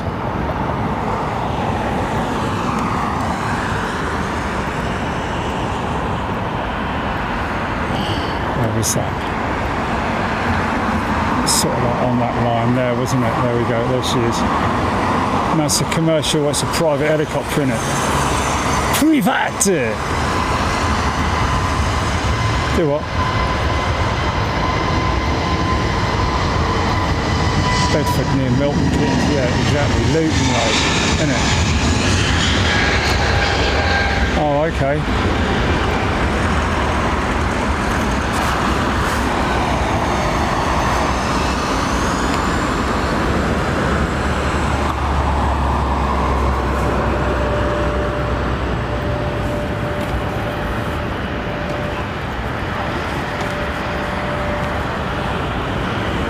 Well, the fuel is calculated, isn't it, by way of the aircraft performance inputs in terms of how much fuel is needed. If you've got whatever fuel on board is showing,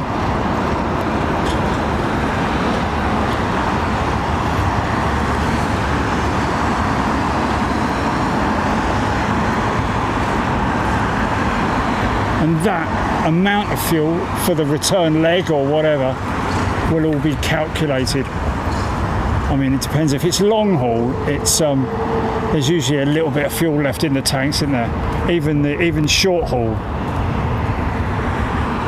marginal amount of fuel left in the tanks.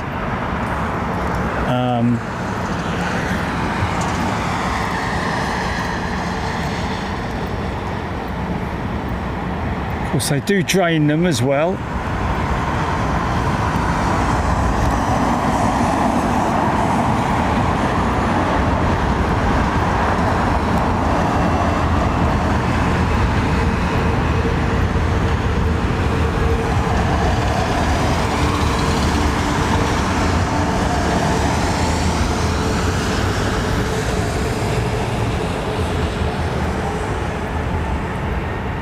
Cabin crew mic. has an XC6. What's that?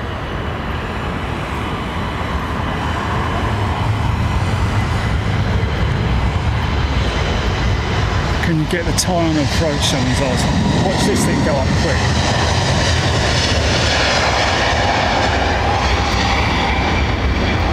Light the blue touch paper and stand well back.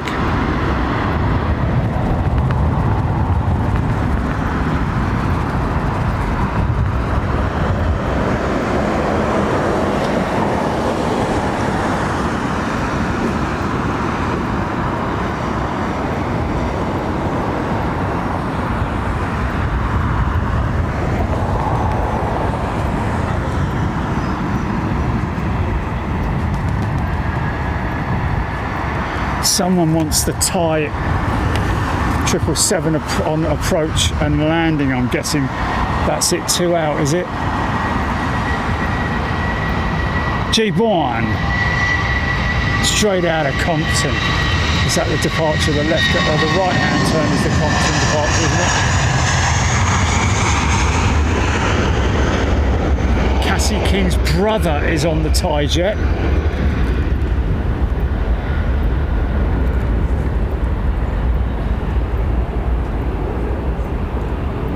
Thanks, J Bond.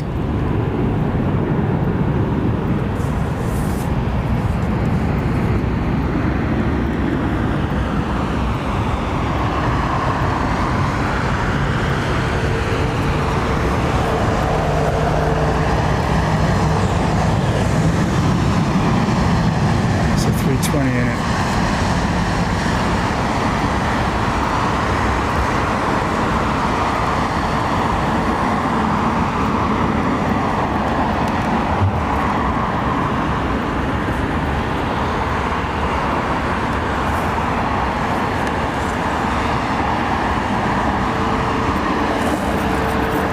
J-Mank.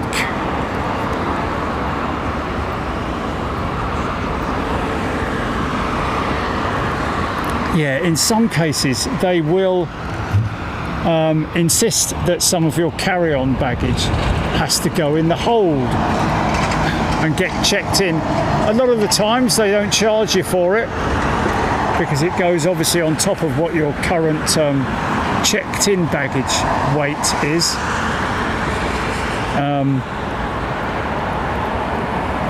But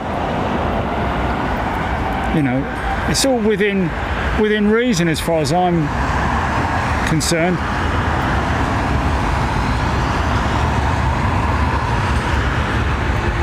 J Bond 16 months membership best. 16 months. Thanks, mate. That's all. That's all.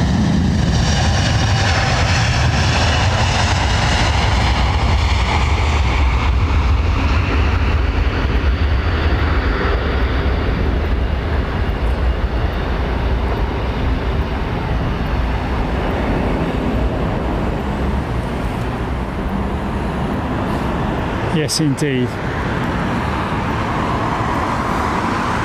We are cleared for funk. We have already spent one funk token, but it's going to be 320 after 320 that you're going to get some funk on the go. When we say funk, folks, we basically mean where you get 2 aircraft in one shot. Looks kind of funky. Oh, hello, listen to this bad boy. God, blimey.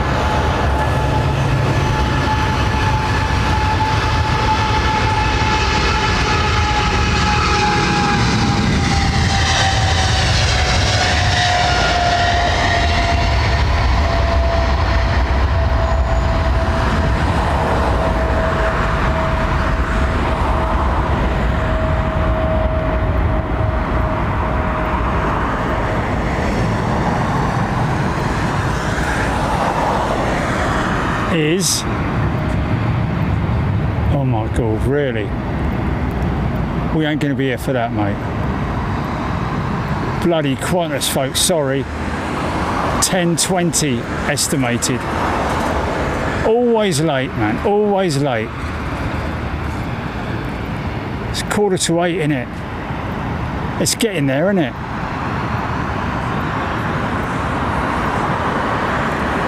Who's up for another hour? You all up for another hour? Yeah.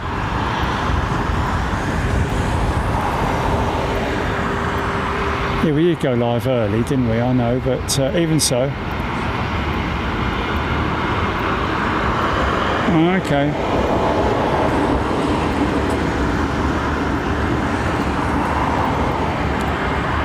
Should have been 850 on the room and on the Qantas jet.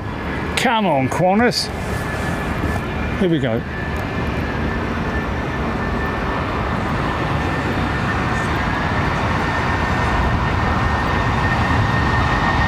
That Eurowings is going to roll straight up to the line, isn't it?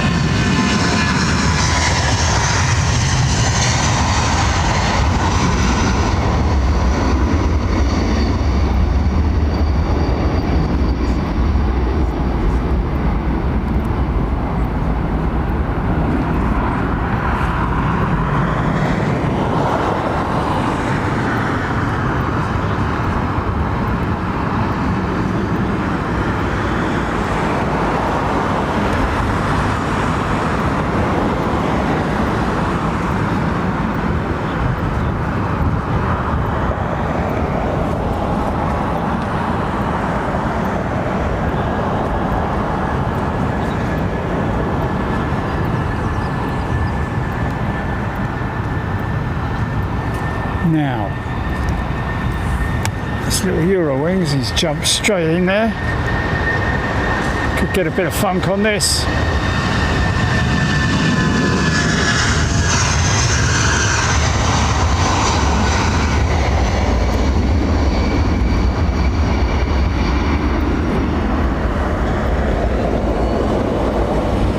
Here we go. Oh, I don't know though, might be a bit shallow. Should be about the same. There's one there. Look, that was a funk, wasn't it? That was the previous one, wasn't it? I don't know.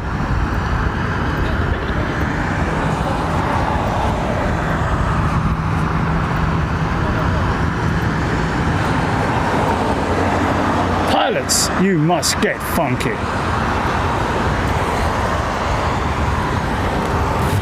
Oh, was that Shen Swing just landed? Xiamen or something.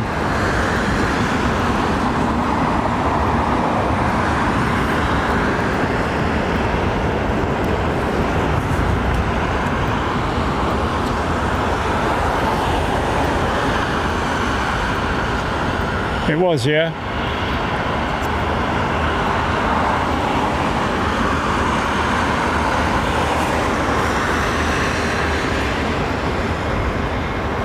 So I wonder if the Pratt & Whitney overhaul has incorporated those Pratt & Whitney engines to stop howling. I wonder if there's a slight design change in the compressor, maybe. Because I think the howl that came from the A220s was something to do with resonance inside the compressor, or possibly even in the combustor,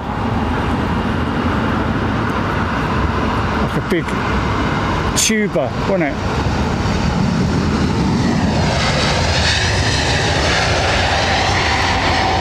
Like a musical instrument.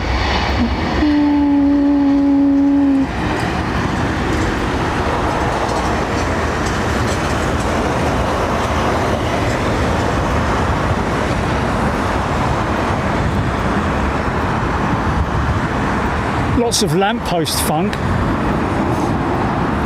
Let's follow him out. He should follow that Eurowings jet.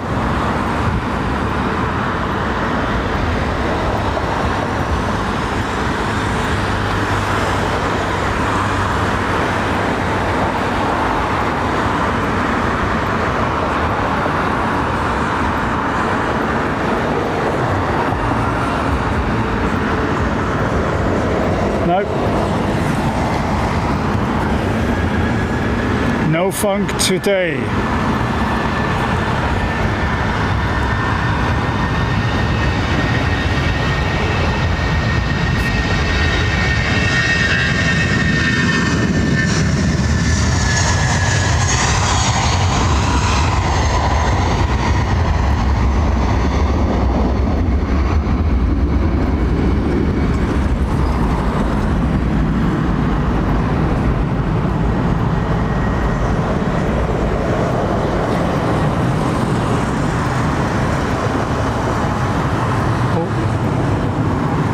something right over the top, Jelly?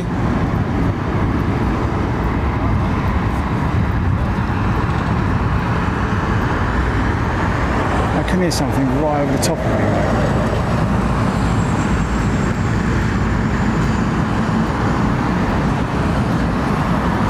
I thought that BA was going to get his front off with the Germans. No, there's nothing above me, is there?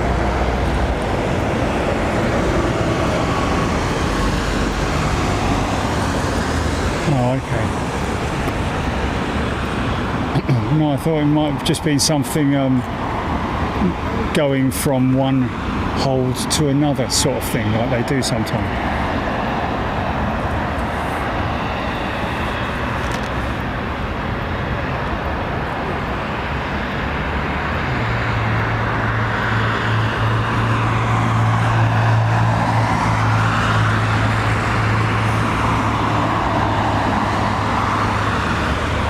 Yeah, there will be. Yeah. Andy Fishlock and crew, hello to you. Darren Nichols, or Daryl Nichols, sorry, Universal UK Resort is currently under construction. Just south of Bedford. That's up Silverstone way, isn't it? Bedford.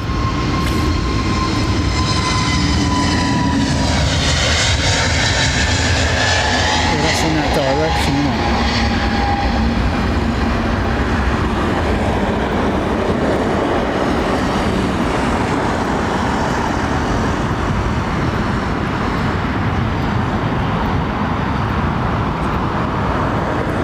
Don't start talking about the clocks moving now, man. I mean, the winter,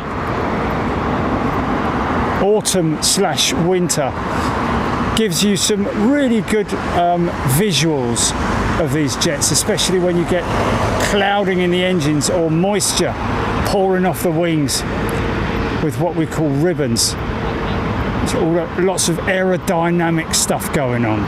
And it looks fantastic. You just got to wrap up and stay warm, haven't you? Well, I have anyway. It's going to be interesting, isn't it?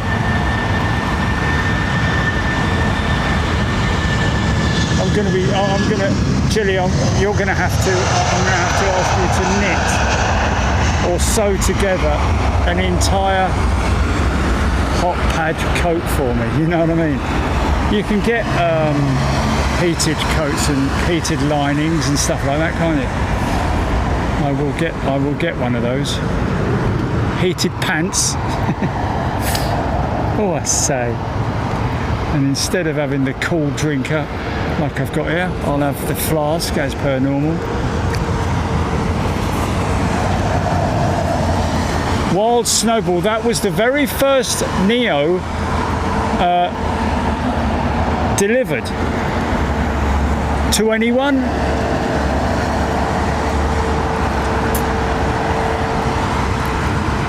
First Neo for BA then, I'm guessing. I'm guessing there you go. Wow. But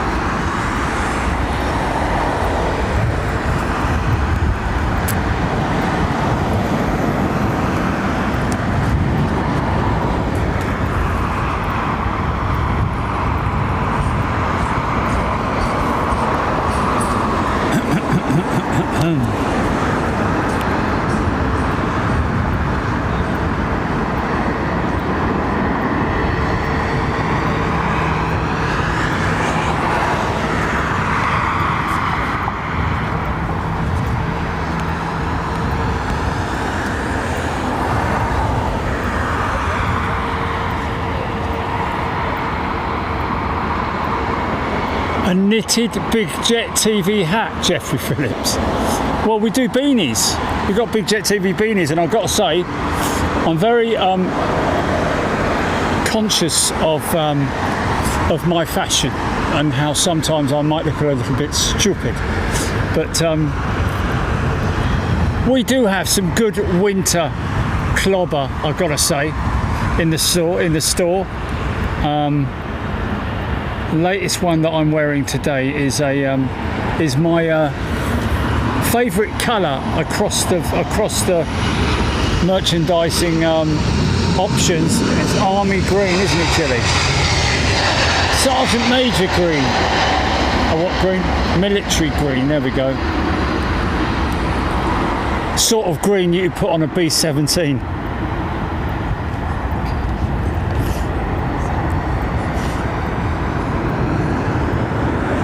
Yeah, no, so it is that sort of like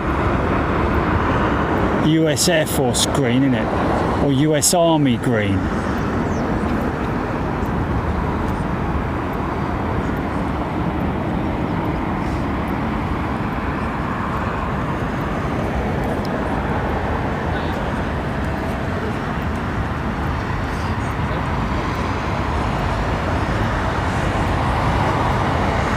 So effortless, isn't it?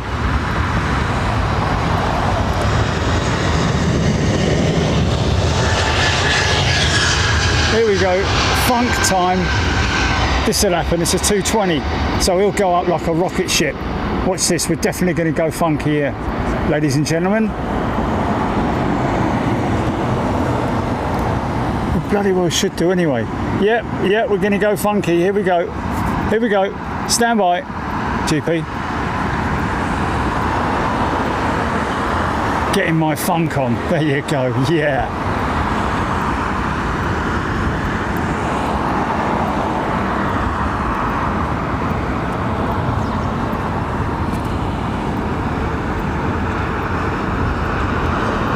Pearl 1 knit 1, isn't it? Or something like that. Pearl 1 knit 2 or something. Pearl 1 stitch something. I don't know.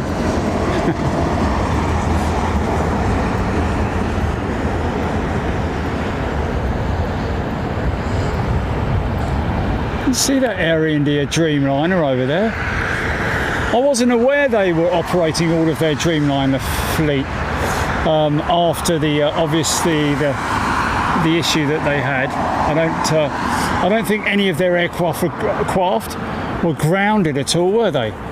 After the incident, there was like a global check, wasn't there, with the fuel switches on the Dreamliner, which is very, very difficult to deactivate, as in turn off, because it's a pull and latch, isn't it?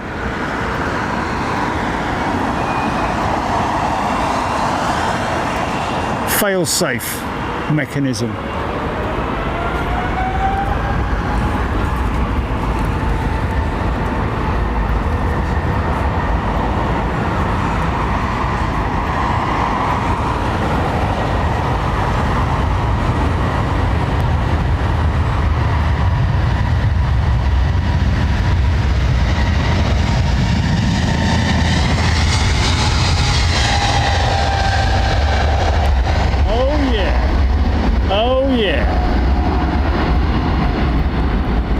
General Electric.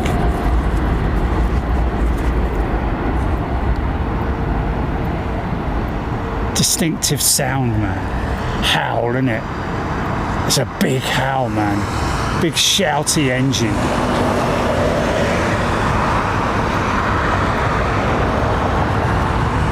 I think that really, alongside the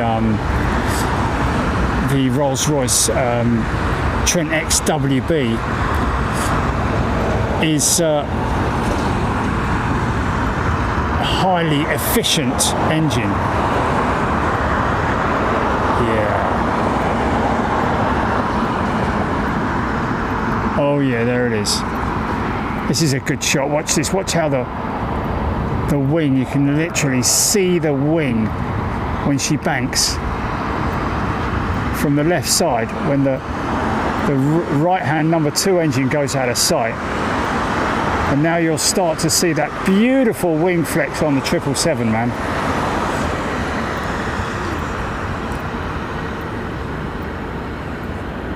Wow, look at that. Now when she levels out a little bit, or shallows out the turn. Look at the wing, man. Look at it flexing. It's insane, mate. Beautiful as well. That's proper architecture there. He's an artist, yeah.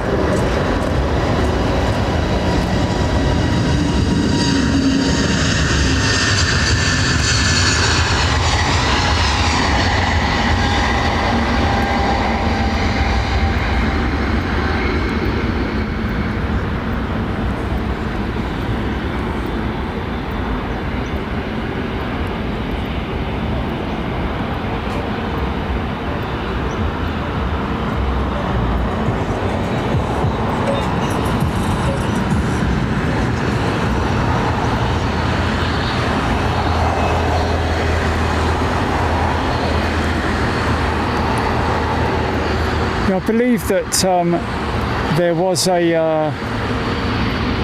the industry was questioned, wasn't it, in terms of the safety of those switches. I should still listen to that APU running away.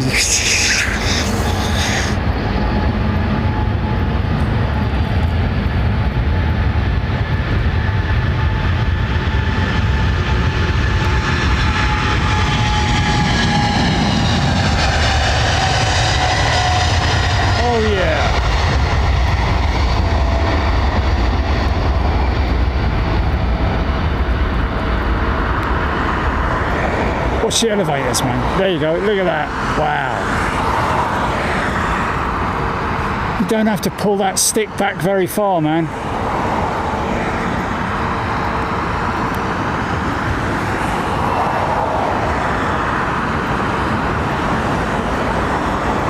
There are still cables, even though it is fly-by-wire. It's a lot of actuators in there. But there is still a small number of cables that go to operate elevators and the rudder. Of course, it's all on one single axis, isn't it, the elevators? They're not split. You can't pull one elevator more than the other. It's all based off one system. Here we go for that beautiful wing flex once again. Surely that Etihad 380 should be coming on radar soon, shouldn't it?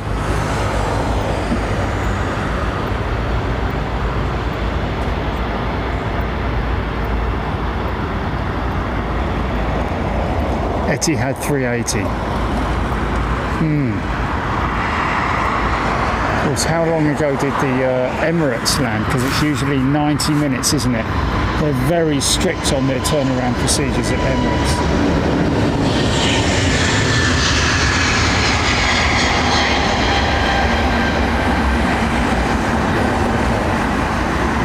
Look at that. That makes one more left-hand turn. Shallow bank, here we go.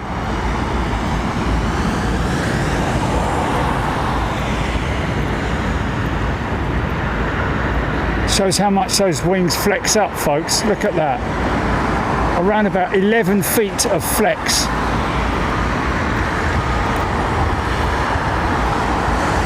Oh, bloody hell, really? What about Etihad?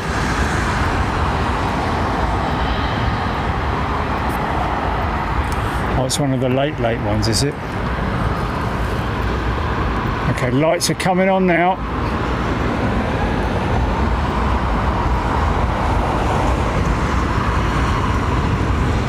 Oh, Nick Gray, that's the angle the Lufty 100th livery was made for. You're right there, mate.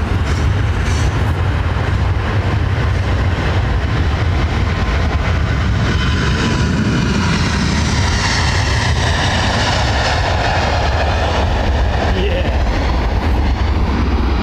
Do what? Repeat that, sorry.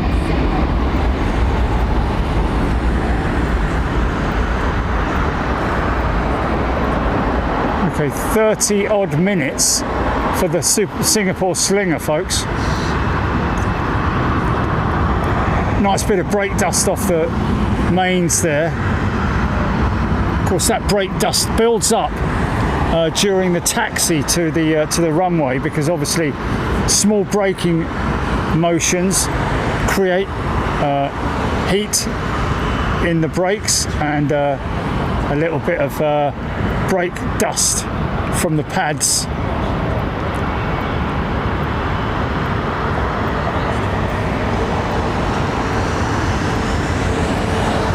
Dude, you're right, mate. The 787 does have the wings of an angel.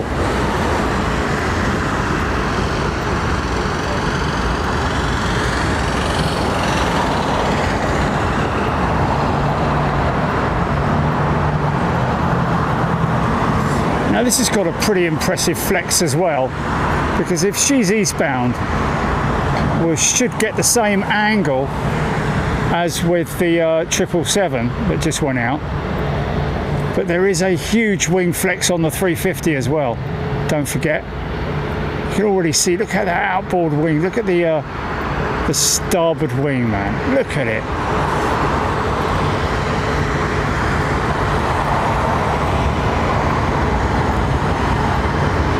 Look at that.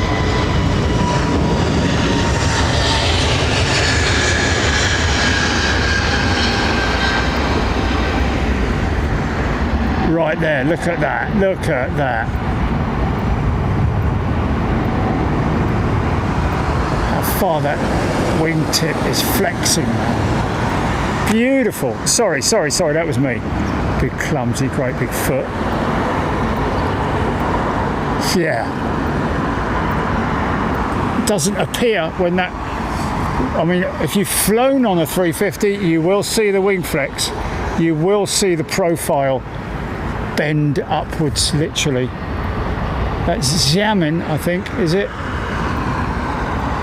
Oh no, Shenzhen. I was right first time.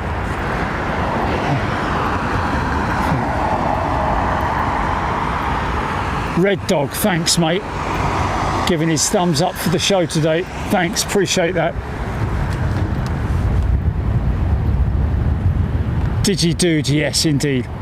Actually is my rock, I have to say, has been since I went into hospital, you know, let's face it.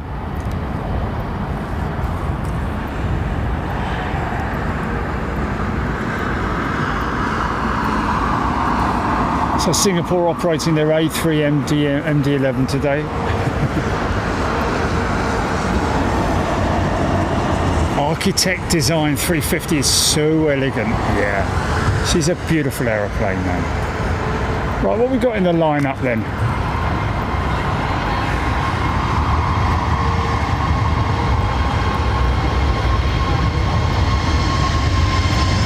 Air Portugal, 321.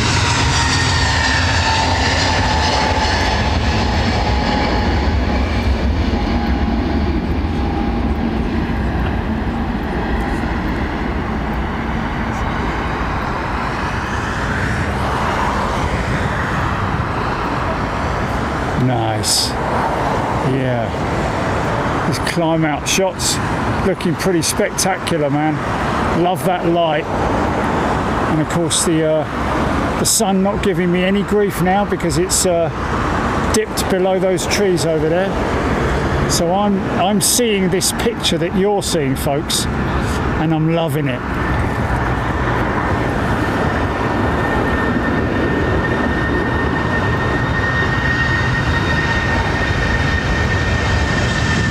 Could go funky, this one.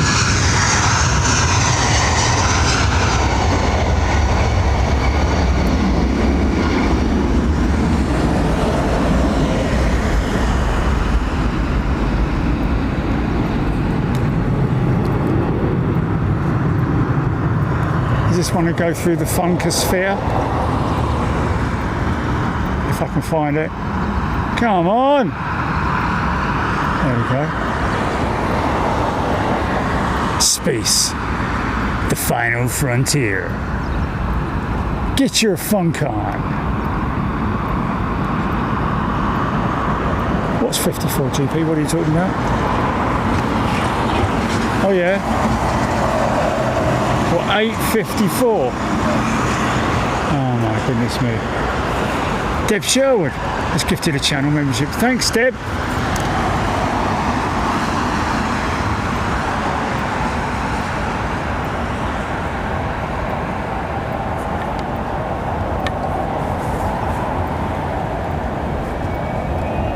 Here we go, Korean.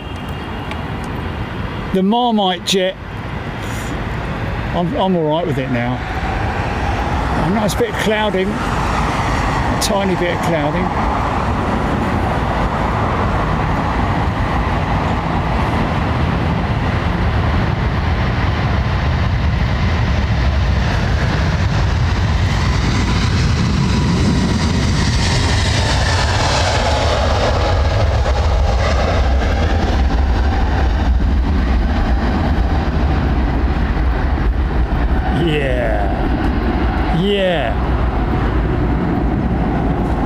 Full throttle, man. That was a great departure.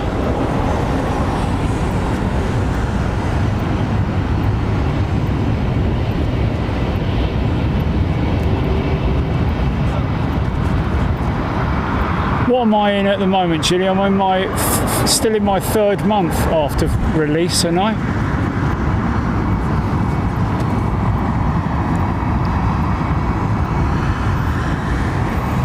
Okay, a few days into month 4, right. Yeah, Jilly knows everything, mate.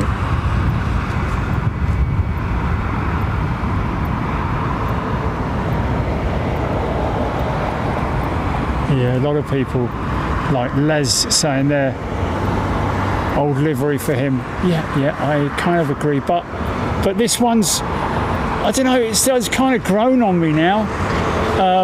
That big lettering for Korean on the fuselage, I quite like that.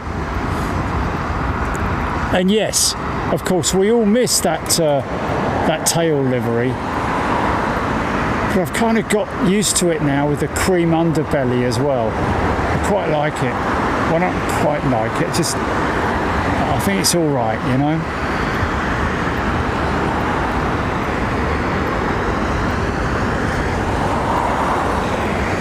How you liking those bank shots, folks? Eh?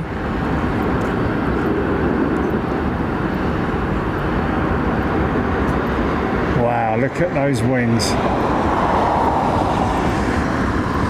It definitely gives the Dreamliner a run for its money, doesn't it? Eh? 777, or the 300 especially. That candy apple livery on the colour on the Virgin Atlantic jet at this time of day, just, it pings, doesn't it? Absolutely spectacular.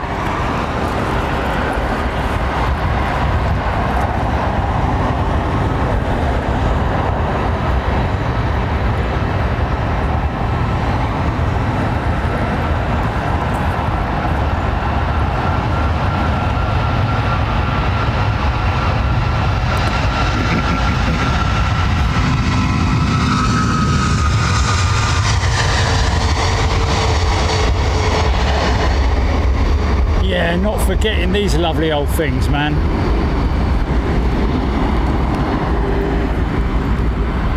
But they cost a fortune maintenance wise for their engines. They're old engines, isn't they? Got a little bit of moisture in the air everywhere I look around. Moisture in the air, every sight and every sound. I think we have, haven't we? We've got a little bit of moisture in the air. I'm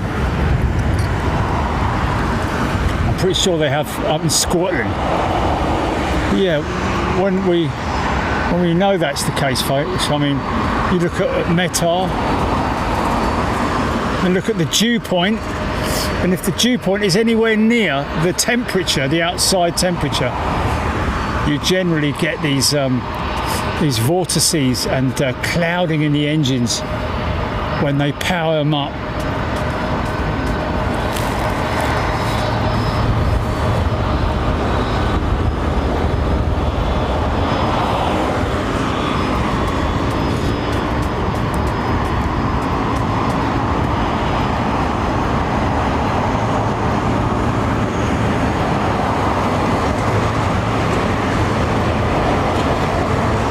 it's there when I look in your eyes.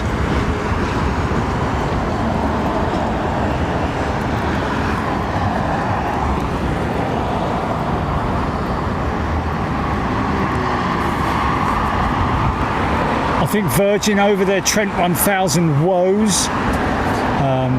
BA may be still slightly affected by them. I'm not 100% sure. I wouldn't let the speculate.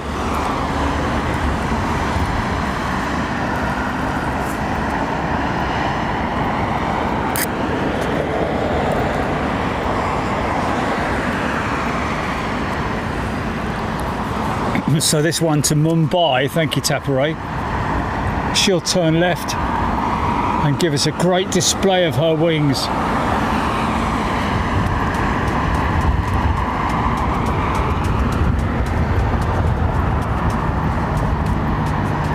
What's that, Chili?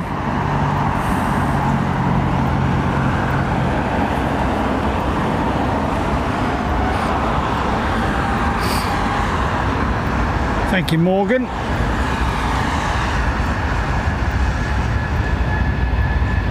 Good to see you, man from Beer.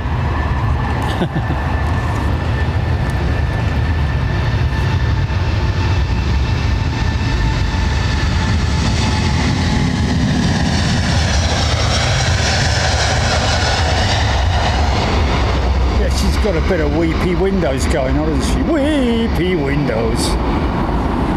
Yeah, you see, might see those the engine vortex generators create a little bit of a peel of vortex across the wing. There it is. There it is. See that?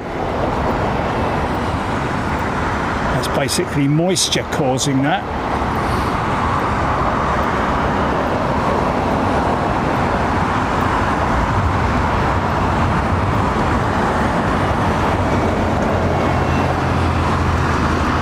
Now, I think we have a hot brake situation there with this jet.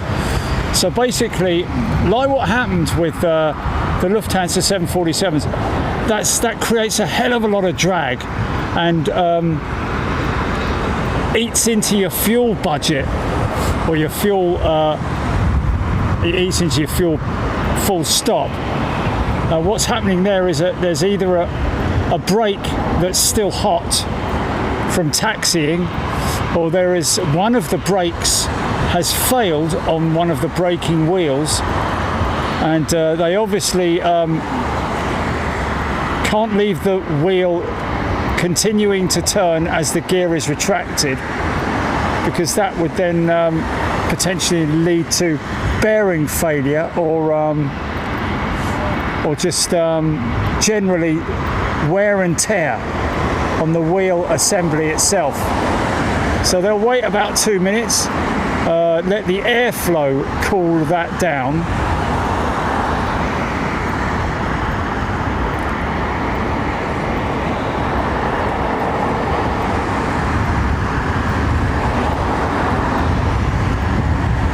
because basically these wheels spin up to around about 2000 RPM. Certainly during the takeoff roll, and also upon landing as well, as soon as the aircraft touches down. Huge amount of roll. So obviously it takes a while for the wheel to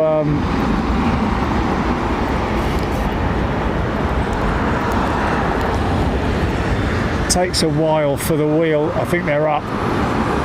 Usually around about 2 minutes is the time. But yeah,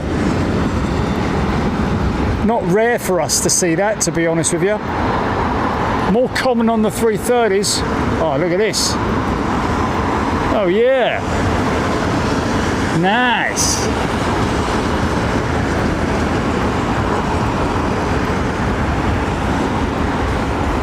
She in the new livery? I don't think so, no.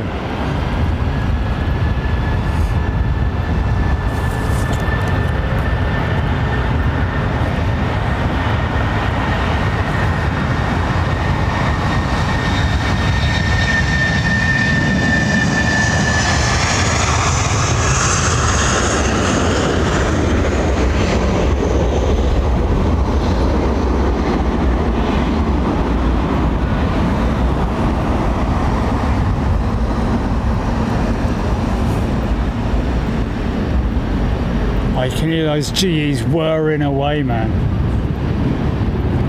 She's just idling, really. All that inertia just carrying that weight forward, man. As soon as you let off the brakes, though, she'll come to a stop. Almost like engine braking in a way. Just the weight, the sheer weight of her. Even happens on the smaller jets, of course. She's a flaps 1 or flaps 10, is it? Is that flaps 10?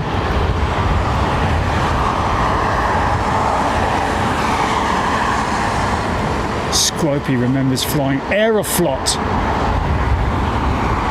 And the floor was so hot, the carpet was coming away from the floor. Oh my God.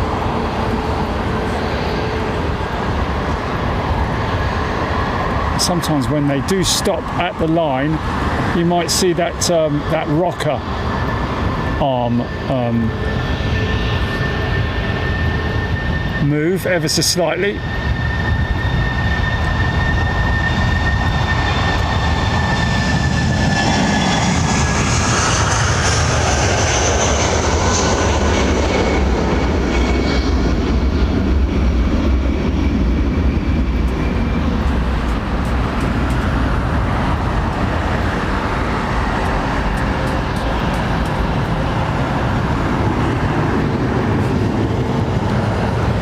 Emirates APU door, is it still open? I don't know. Was it? I wouldn't have thought so. So when the APU shut down, the door will close eventually, but not right away.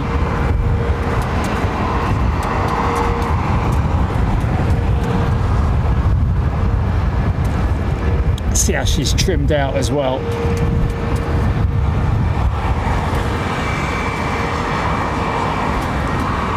You do from time to time with departing 777s see the whole deactivation of the APU system.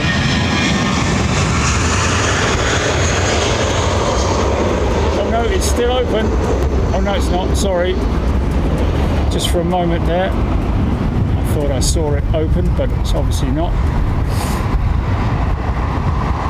Sort of like mixed in with the rudder there for a little bit.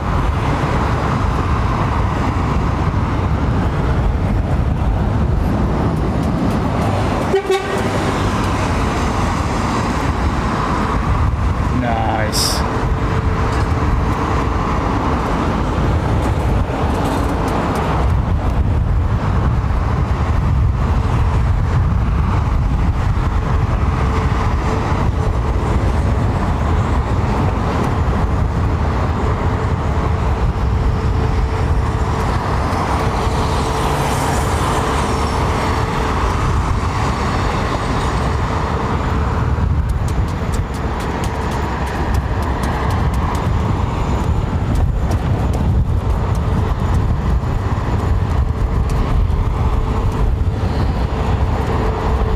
It won't sink, it'll lift because the hydraulic ram suspension section is nitrogen filled. There are springs in there as well, very strong springs, mainly all nitrogen and or gas and fluid in the hydraulic systems.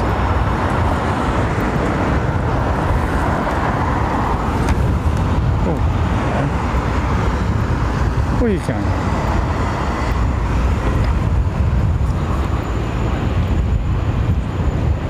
Just want to see the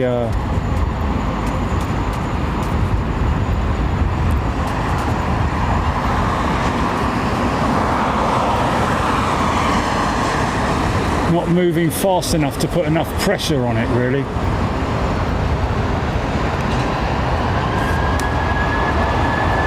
Fan blade tail strike protection. Has he got has he got his yeah.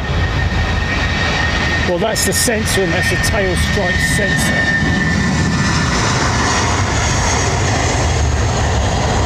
And of course, the 777-300 undercarriage system has an actuator which basically to avoid tail strikes for a particularly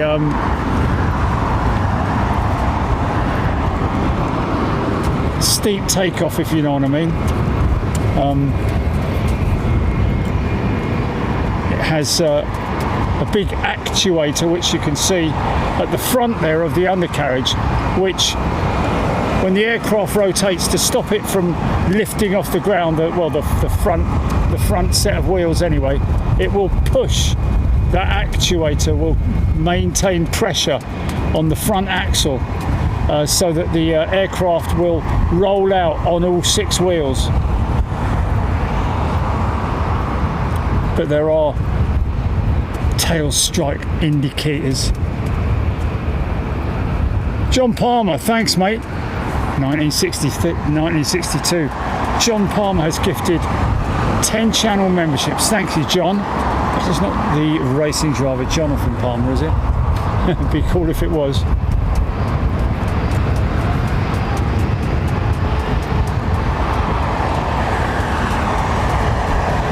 Alice Jupp, how you doing? Nice to see you, Alice.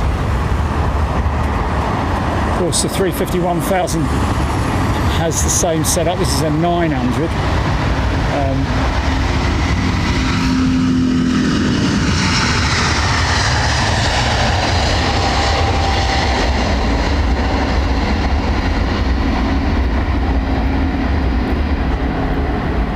Yeah, Boeing's philosophy has always been to go big, innit?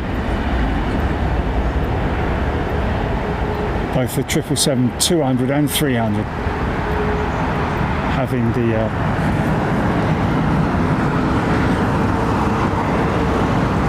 six-wheel system. God blimey, come on, son. Oh, a little private jet. Oh, no, it's not. Sorry.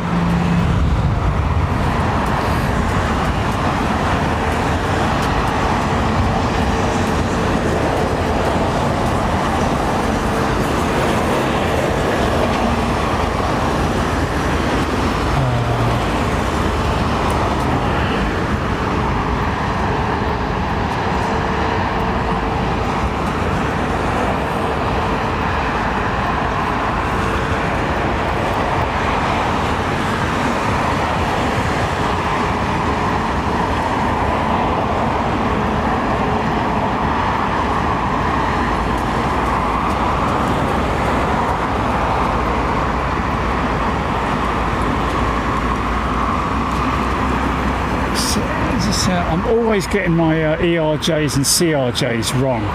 Is this an ERJ 145 or something like that?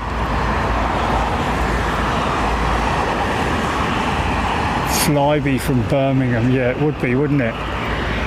We used to see them. Okay, I was right. Blimey, that's not like me to get that right, to be honest with you. Sporting the Rolls-Royce Allinson engine.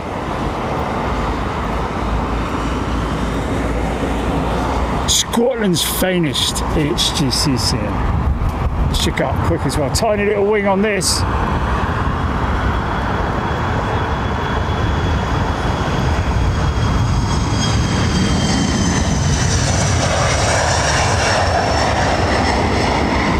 Wow.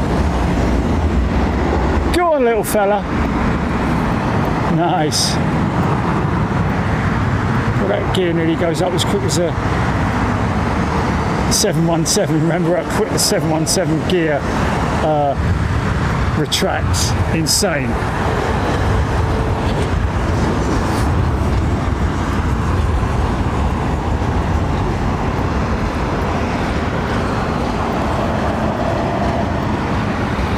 Yeah, Flyby did have a short time of reprieve, didn't it? Back in the day when it was going bust. A bit like kind of what happened with Spirit, really. But,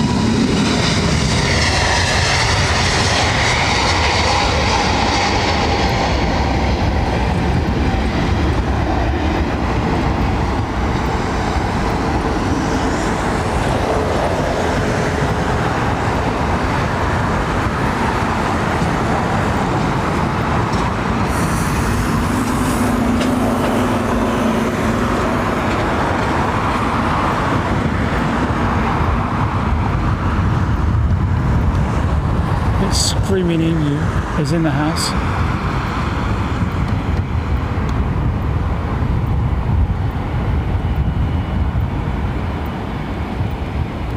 Yeah, I always used to love to see those Flybe -8s, man. No, Emu's about the right time of day for Emu, isn't he? Is he in the States or is he somewhere else? Didn't he go somewhere else? Take the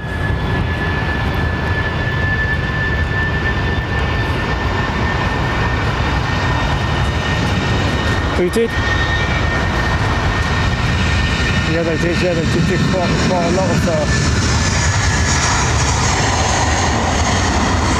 very domestic flights in a ruck, as they called it. Mind you, BA still fly in a ruck, don't they? I'm in a ruck.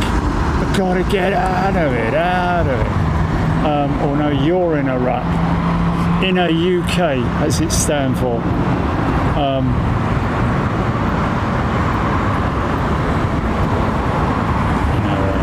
Jersey and Guernsey and all that lot. Birmingham. Scotland is Scotland classified as short haul from Heathrow? I don't think it, or it is, isn't it? Because Amsterdam and here we go. Monster jet.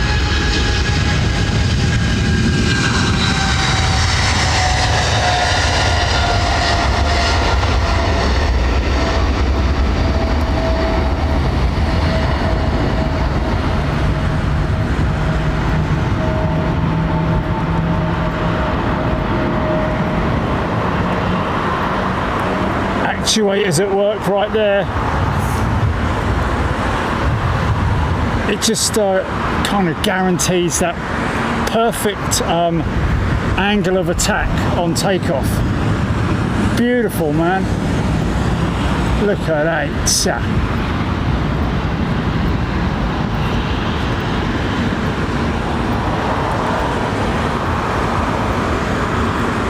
Left turn, Clyde.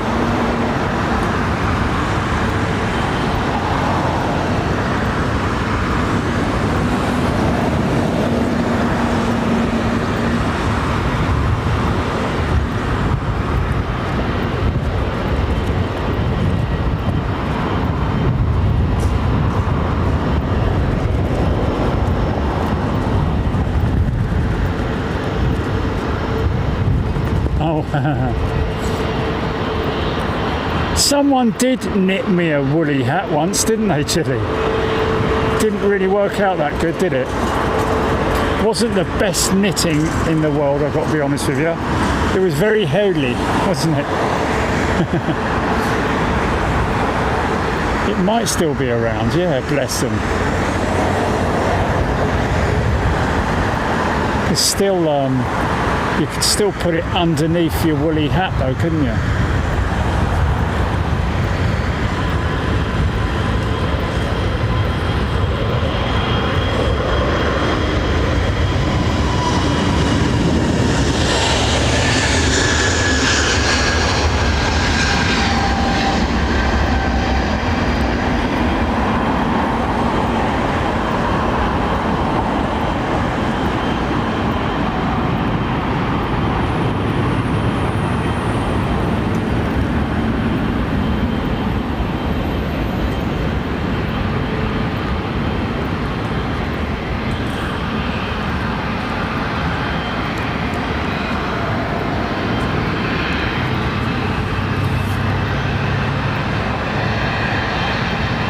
Yes, Sam Nicholson, I'm aware. I've flown to Schiphol enough times to know that it's around about a 40-minute flight. I do still have my number 46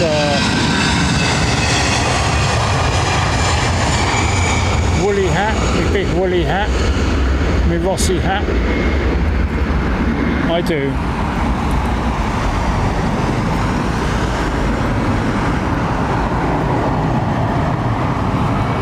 Now this guy might still have his APU door or inlet open.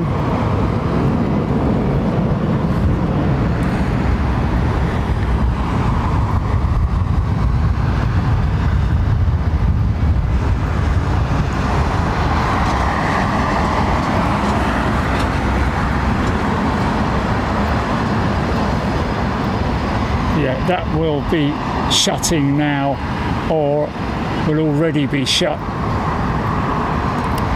Still some residual heat coming out from the APU exhaust.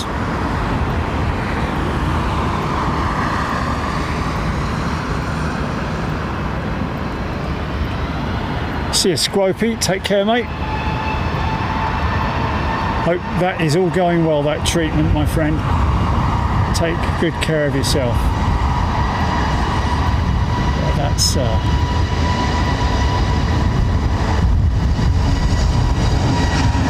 that's shut now.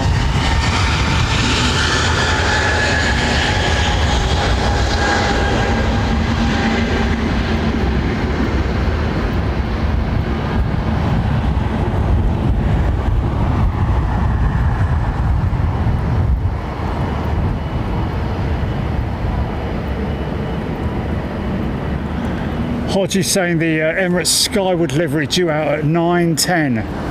Oh man. Okay. Okay, well, it is what it is. And Pakistan 777-200 to Lahore is also, I believe, due out.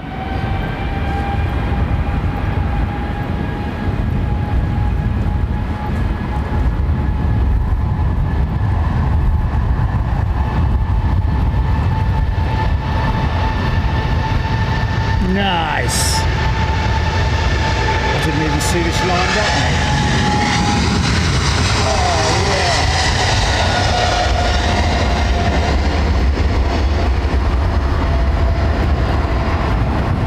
Wow. Bit long in the tooth, that, innit? In terms of age.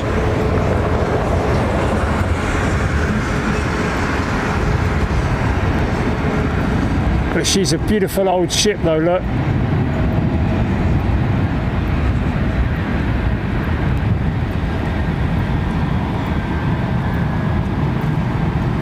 Oh, I tell you what I have got, Julie, in the cooler box. I could literally jump down and grab it. That fella who came up on his motorcycle and his missus the other day, he put a Yorkie bar in there, didn't he?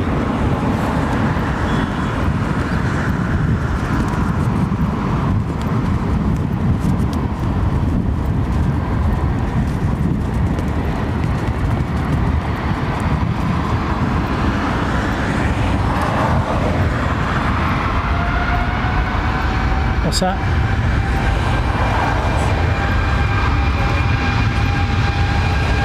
I don't. Who was it? Oh God.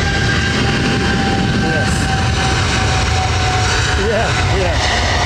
Not the best knitter in the world. Probably the worst, I would have thought. It looks probably how our mine would end up, like a. You know, this could get a bit of 777 funk on here. We could, can we? Can we get a bit of 777 funk on here? No. I think he's made his turn, hasn't he, the other one?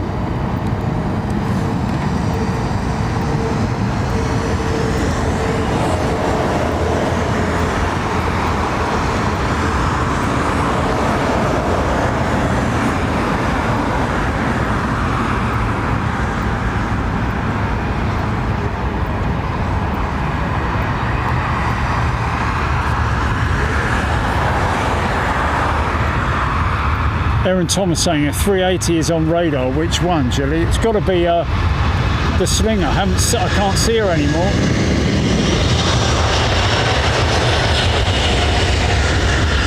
Can't see her tail. All right. Okay. Yeah, I've got it now. Yeah. It's difficult with these glasses, mate, because I can't see long range. Okay. I can see the screen perfectly well. crystal clear, so to speak. Tony Rivers. Is she going to get the funk with the recently departed 777? I don't think so.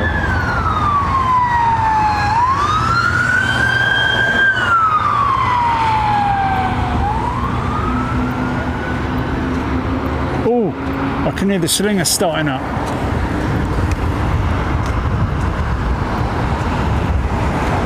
Oh yeah. Oh, that rubbish.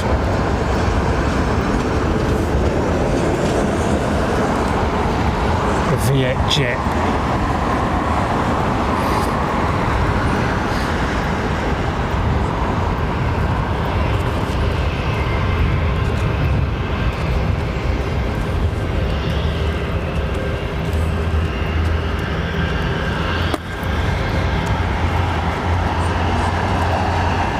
Hodgie, another $4.99 super chat. Thank you, mate. Oh, he's talking like a pirate again. I be watching Wednesday show from Skiathos. He's off to Skiathos. Good on you, mate. Have a great time. I wonder what the temperature will be like there this time of year. I think it was Daniel the other day saying that it was going to be up to 5 aircraft a day or something like that. Skiathos. Doesn't sound like a lot, trust me. But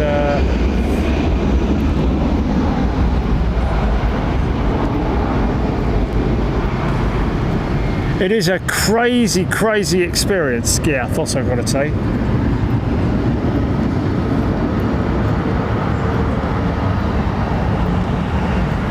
And many opportunities to stand underneath aircraft that are sort of like 30 feet over the top of you, if that. Look at the beacon lights on that Dreamliner, man. Isn't it beautiful?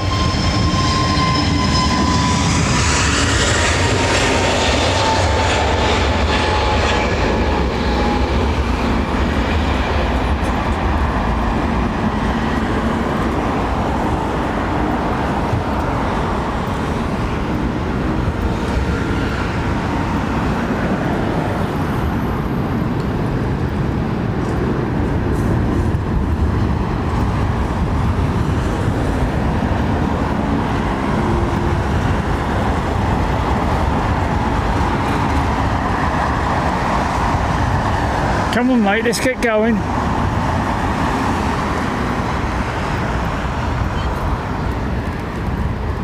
Places to fly, people to see. J Bond, thanks J Bond.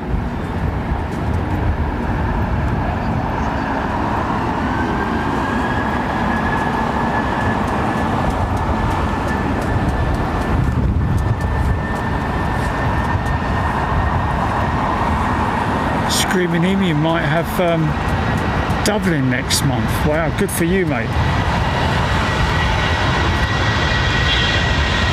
Screaming Emu with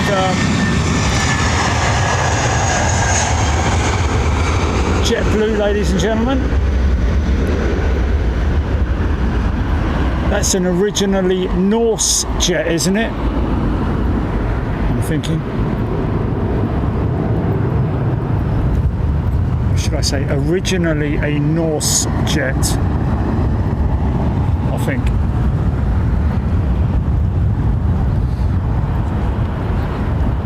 Still got that tail livery anyway, hasn't it?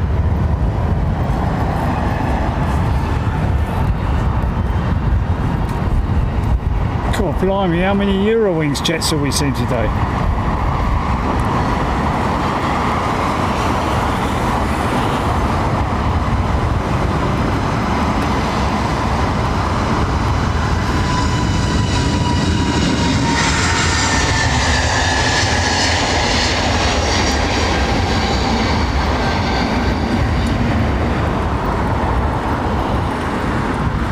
You got an update on the Qantas jet, Jimmy?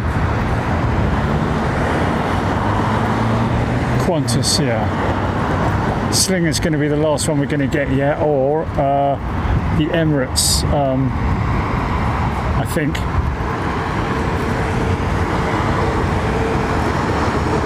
No, okay. Yep, that's fine.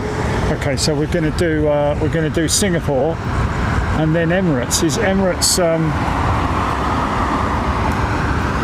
on radar? What's the number, GP?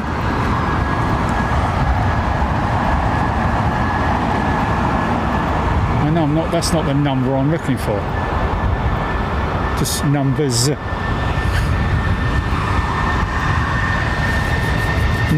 No. Yeah. That's cool. Architect, design, camera work and sounds have been to point. Yeah. Glad you've enjoyed it, mate. Oh. Did I just see him reduce those leading edge slats a little bit? Did they retract a bit? Only slightly.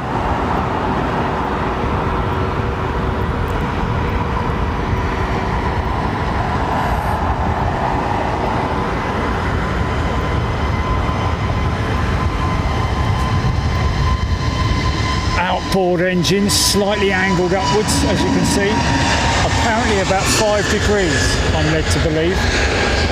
5 degrees of angle on that outboard engine maximises the efficiency of the aircraft. Oh no, there you go, mate. So there's every chance that young Mr. Emu will have flown that very aeroplane, possibly, or flown on it, or maybe not. I don't know. But anyway, that's JetBlue, ladies and gents. One of our member pilots. That's not in that aircraft, by the way, folks. He's on the chat, wherever he may be. I wandered lonely as a cloud.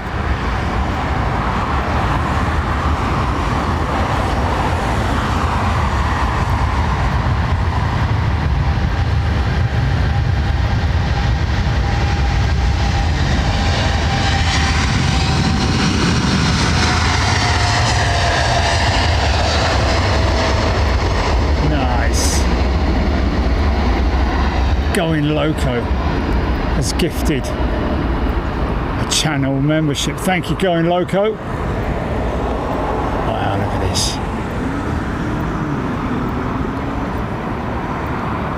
this. Wing is a thing to behold, isn't it? Yeah, we do definitely have a little bit of moisture. Dew point may be closing in a little bit.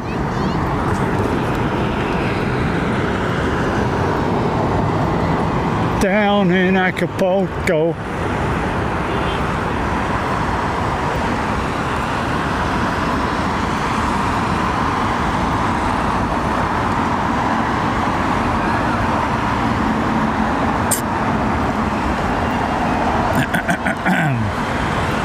Hello there.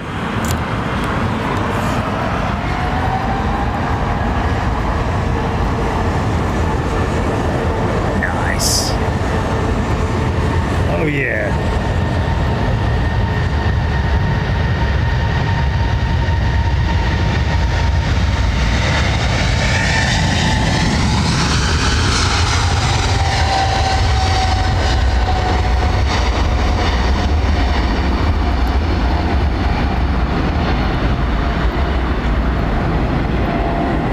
Do battery check, GP. Nice. Here come the doors. Up goes the gear.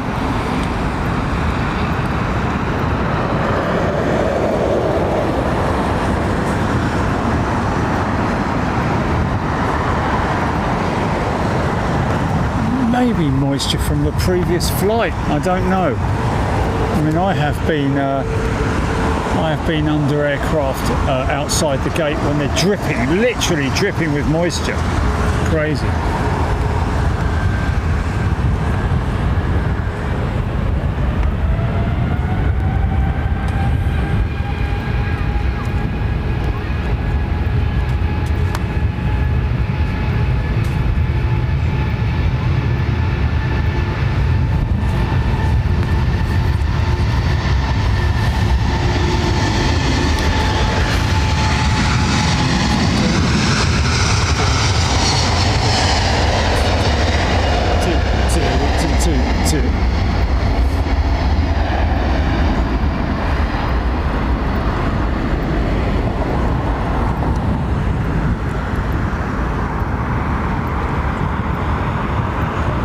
Yeah, feeling the fatigue now, man.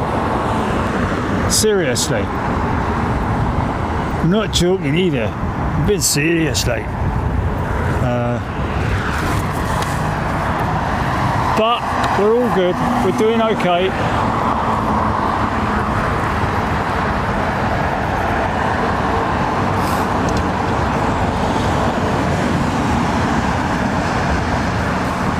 Yes, screaming in me, the wing tanks, yeah.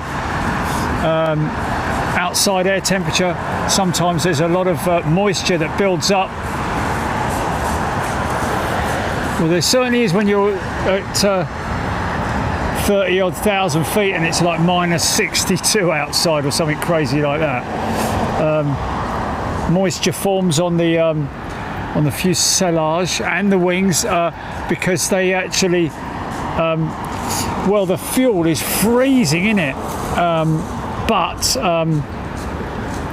they have to heat certain components of the. I think the fuel is heated as well, isn't it? It's kind of crazy how the technology works on these things, man.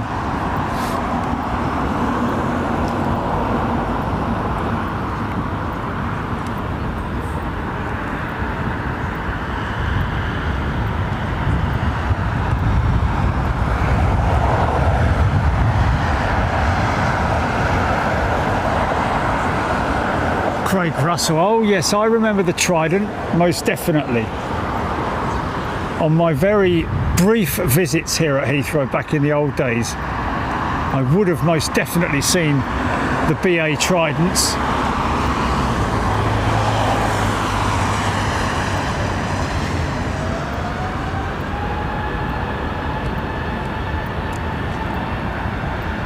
I'll tell you what I have got in the fridge, mate. I've got one of those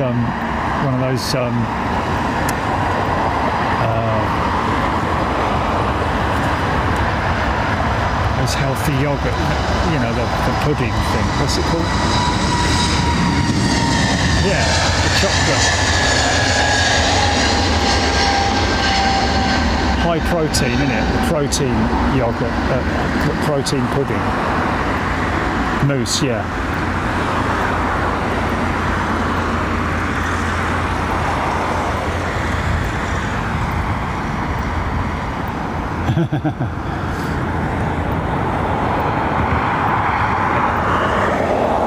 It's a bit late for dinner though, isn't it now? Can't be going eating dinner now, man.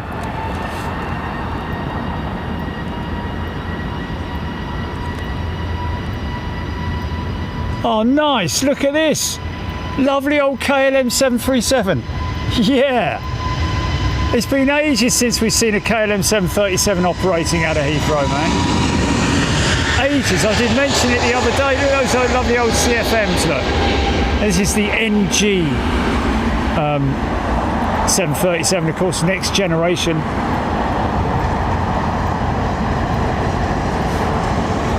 Obviously not, but this is a treat, folks. I've got to be honest with you, this is a real treat to see that.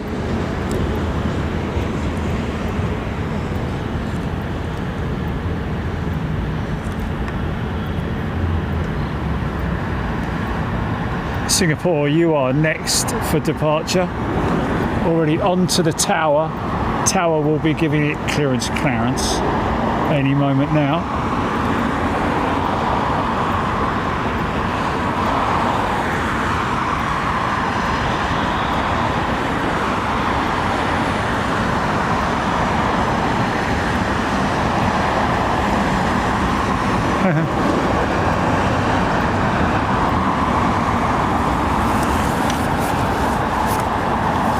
Because you'll be going loco down in Acapulco if you stay too long.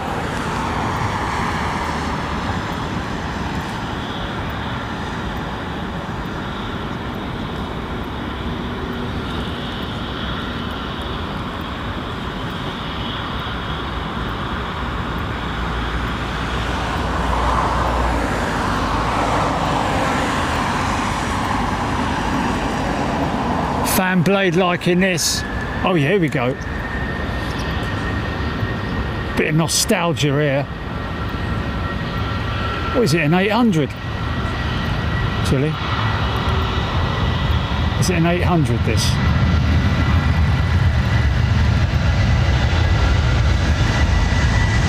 Oh yeah.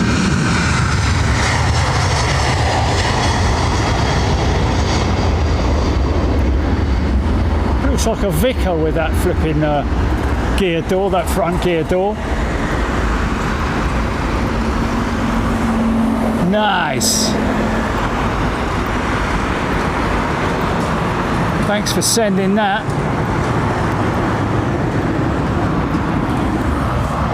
That's treat of the day, that is, I reckon. Okay, you ready for a big old set of Trent 900s, folks?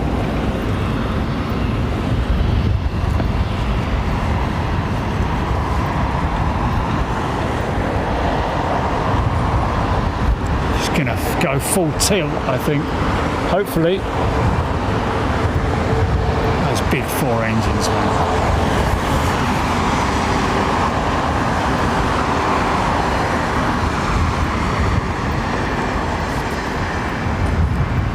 If you stay too long, let's go.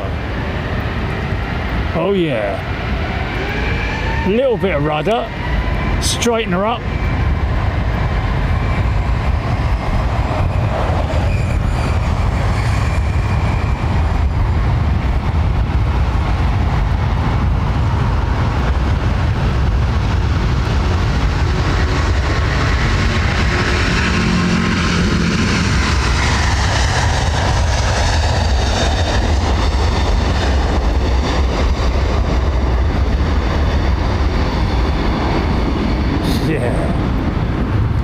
Beautiful, man.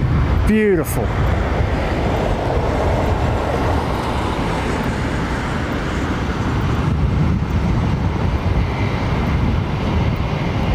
Gotta love an A380, man. About 35 tons of undercarriage being lifted by the hydraulics. Look at that. There's a lot of actuator power going on there. There's huge, great big flaps, man. I think it was flaps 2, maybe, was it? Maybe flaps 1. Just big old things, aren't they, anyway? It's just enormous, mate.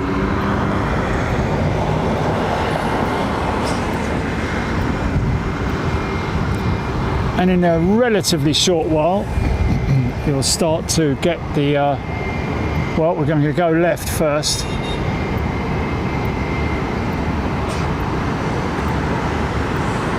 Take us out over Surrey, down towards Kent.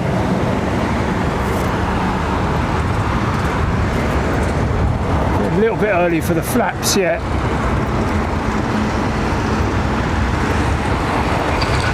But if you're on the wing, if you're sitting on the wing, you really do get to hear those flaps being retracted.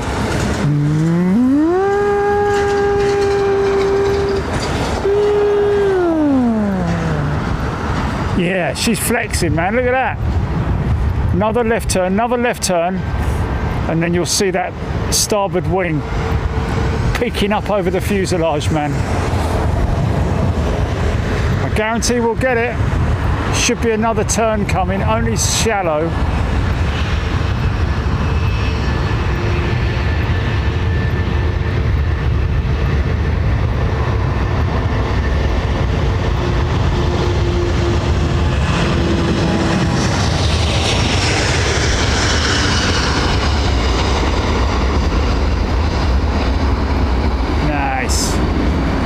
Candy apple.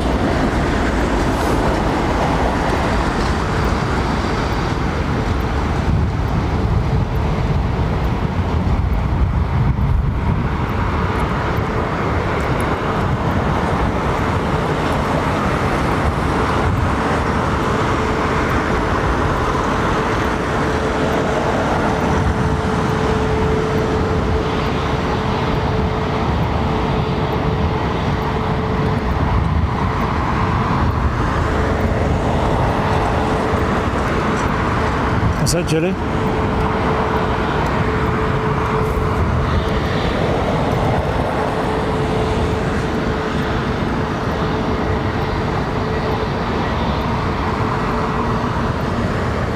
Oh look, we've also got the same problem with this Dreamliner. That's two. That's two we've had. Wow. It's another undercarriage / brake issue.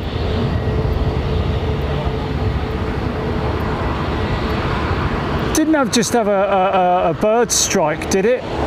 Looked like a bit of a compressor stall on the number 2 there.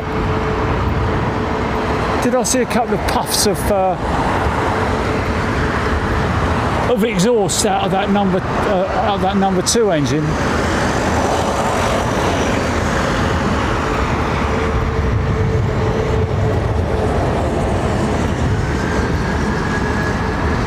It's going up now. We're good. No, not yet.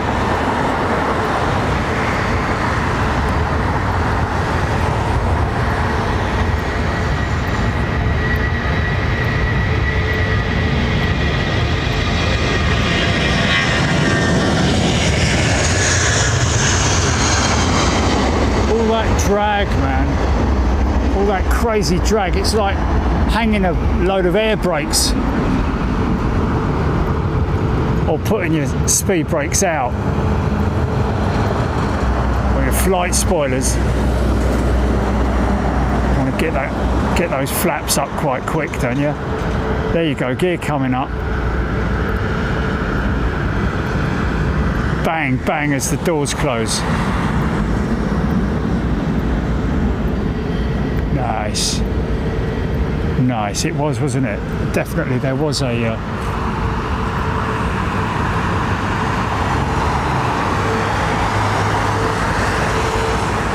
It just looked like there was some exhaust popping out rather than the usual flow of exhaust. It was a pop, pop, pop, sort of like almost misfirey type.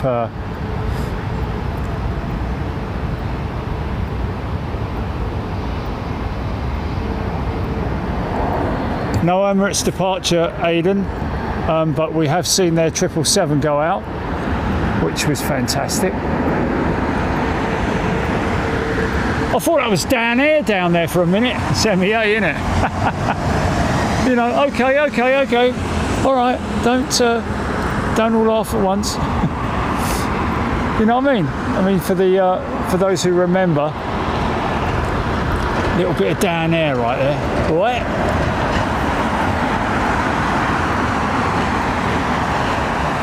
666 Graham. Well, to be honest with you, the undercarriage itself is operated from one lever, so no, they wouldn't really do that, I don't think, anyway, because it will be the automated system that stops the undercarriage from retracting. It will be a shut off, an override.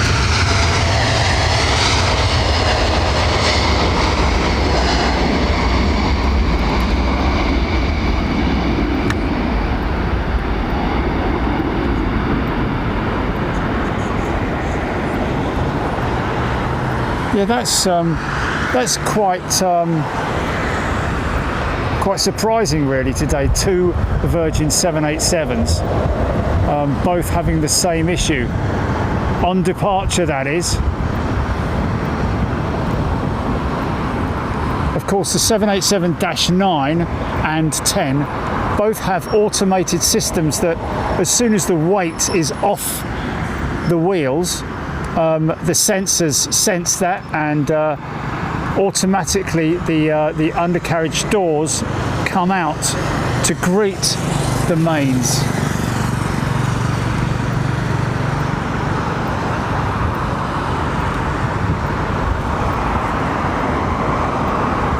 How are we doing on the Etihad GP? Is there any still nothing? Sorry. On the Emirates is still nothing, no.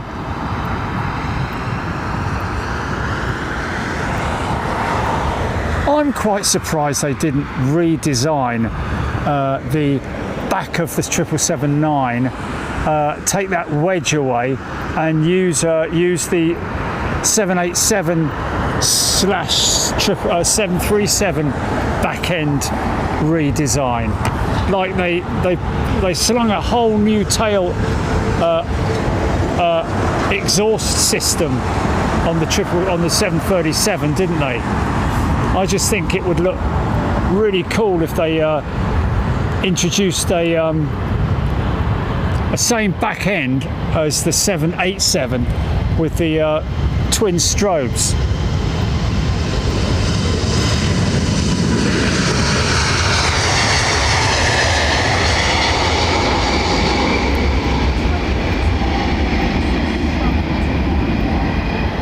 Oh my God, really? Yes, it did, yeah.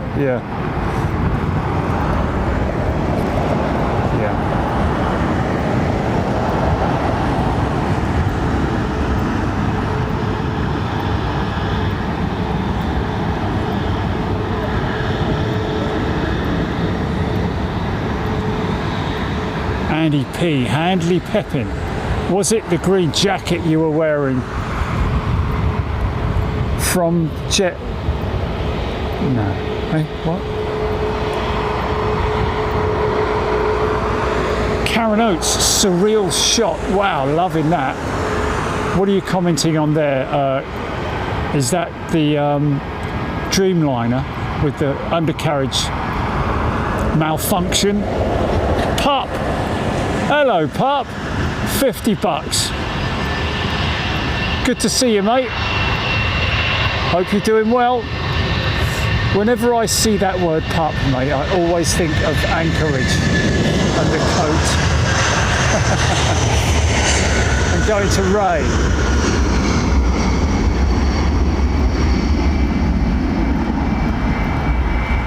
Thanks, mate. I really appreciate that. Yeah, I have got a couple of. I've got 3 cans of Bulldog, isn't it? That beer, alcohol-free in the fridge. So I could knock them back, couldn't I? Alcohol-free, but not gluten-free, because you need to do gluten-free, don't you? Because there's a lot of gluten in beer. Nice little intersecting departure here. Ah!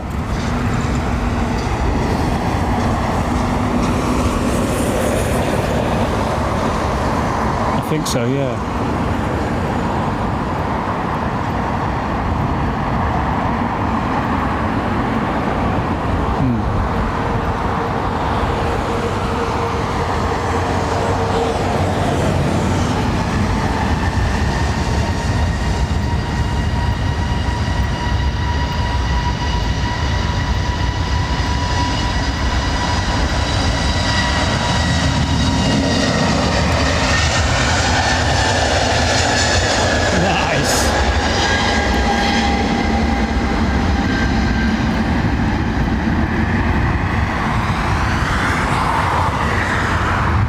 Yeah, stunning shots, man.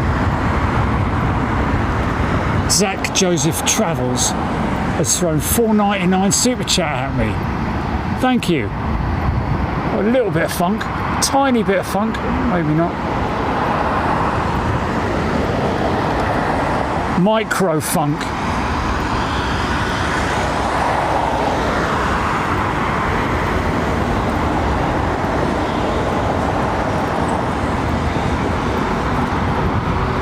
Amrinda. Is that Amrinda from the other day whose son was flying the Emirates 380? And hello to your son, Amrinda.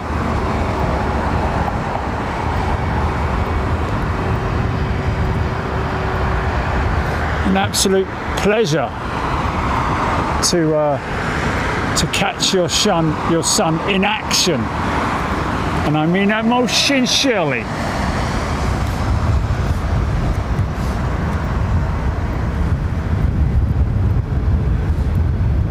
Gile. No, I don't have an army green gilet.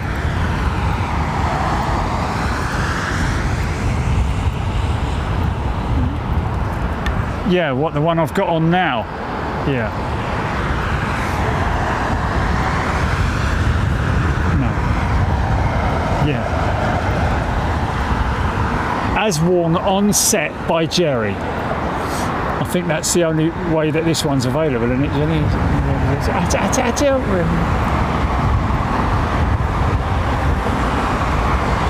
Yeah. Right, let's get the gear up on this one, please. They haven't all been having a big workout on the undercarriage, have they?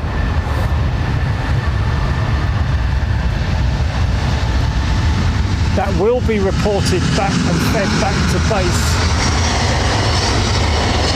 because there is a direct communication system of messaging with the company.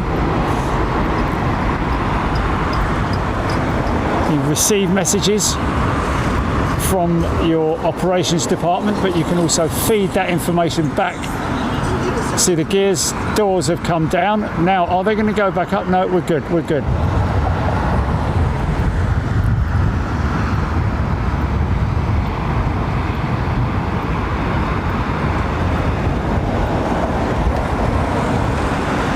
Kind of feeling it, mate.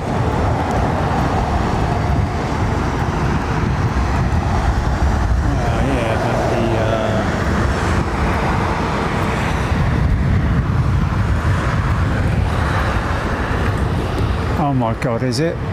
Oh my God. Oh, flipping it. Really? It is, I know. It's 9/11, isn't it? It's twist, yeah.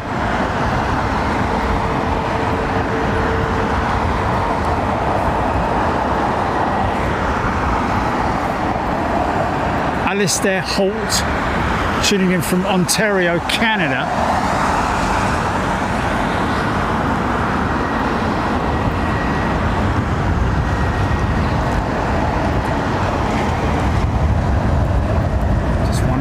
Configuration of these glasses, Chili. Yeah, these are the ones that are really close up, zoomy, but the whole lens. Do you know what I mean? Not split like the other ones. And that way I can read the comments absolutely perfectly.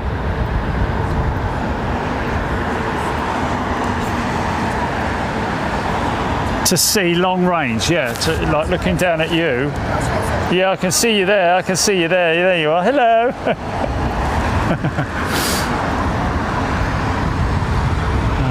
What, granddad glasses, yeah? Or angry granddad glasses where he looks down at you like, really? What are you talking about, young man?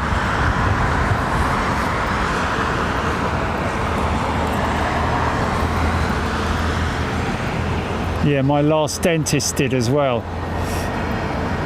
He wouldn't wear a mask though, and he was very spitty. He was a very spitty dentist.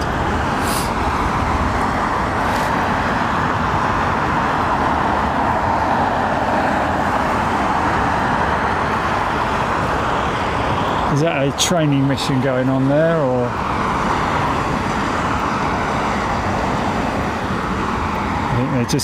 I think they're just warming up the truck, aren't they? Or one of them, or just testing it, making sure the systems are working perfectly well. Rachel Dickinson, thank you. Been an amazing 3 hours. That is fantastic, Rachel. Thank you. Thank you, Kevin in Brisbane. G'day.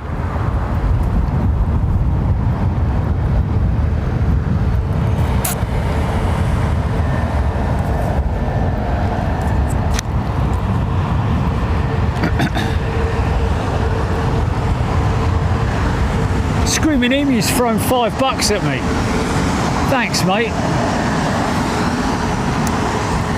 Super chat.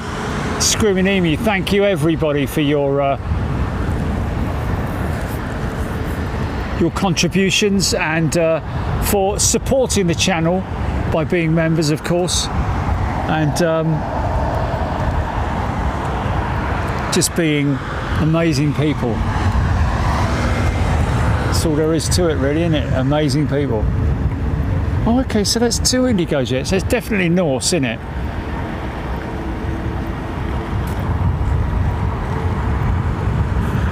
Norm from Canada.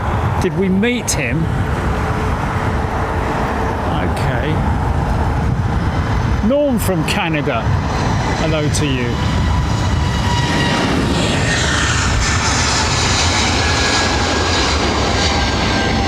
I seem to remember that. Yes.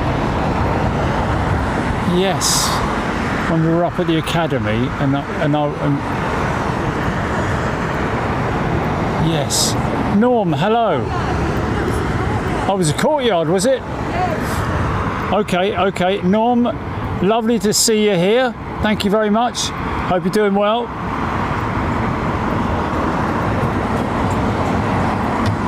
Hope everybody's had a great weekend. Of course. Still a few people out here enjoying the evening breeze. It is a very nice breeze.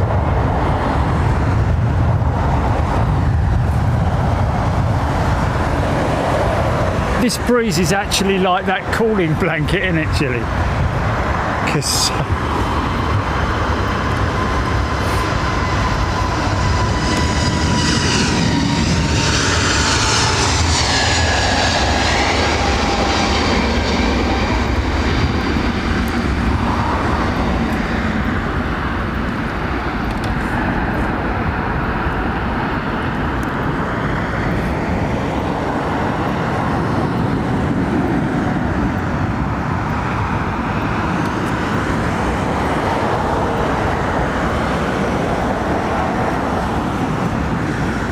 Celtic Mel, 2 years a member. Wow, Celtic Mel. Thank you, Mel. That is great. Thank you everybody for your amazing support. And you will see folks in here with our members obviously in green, showing the a number in a little what's it called, oh, you get it when you're a racing driver, don't you? You get the reef. It's a reef, isn't it? Is it a reef? The number, Jilly, the numbers between? The gold leaf, isn't it? Members.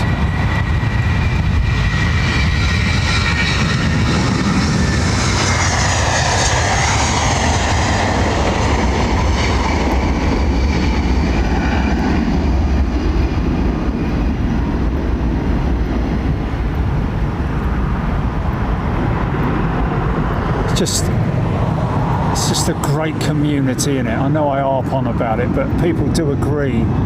It is really a very pleasant place to be when we're live, in terms of interacting with nice people. We are so fortunate.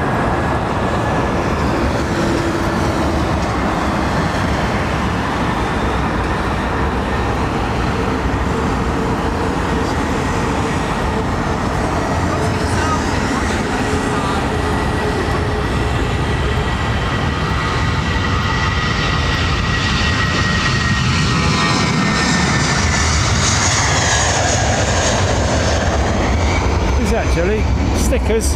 Did you give them stickers?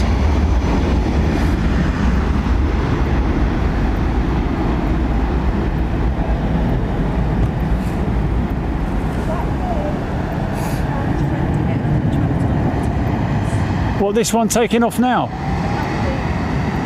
Aberdeen. It's got Abby Garvey's friend on it. Awesome. Hey, funky. Look at that funk, man. That's a good bit of funk there. Well, I think that was it, just went out. Is that the one going to Aberdeen? Yeah? Well, she just got funky, mate. Her friend just got funky.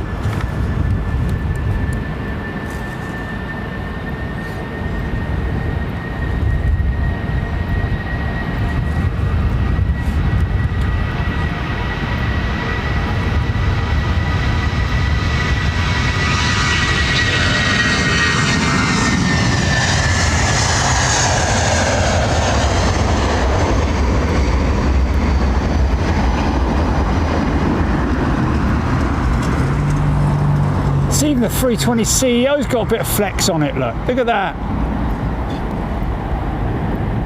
Nice. I'll tell you what, those IAEs don't hang around.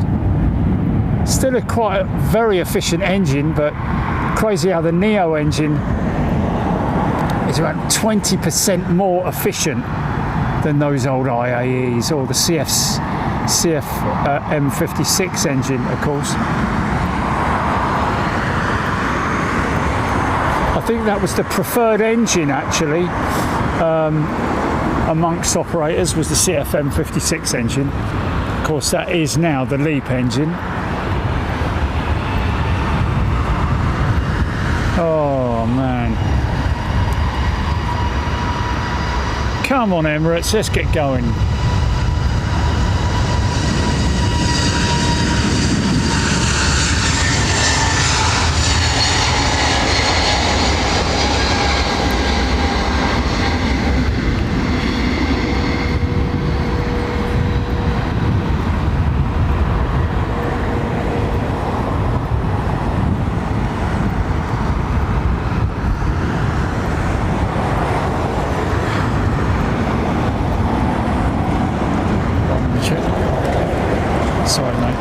Check the battery here.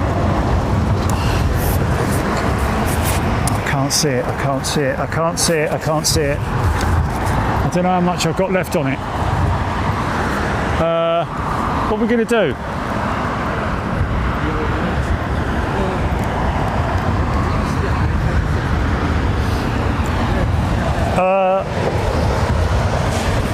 It's alright, I've got it, I've got it, I've got it. Right, let's go battery change, switching out. Box, box, box.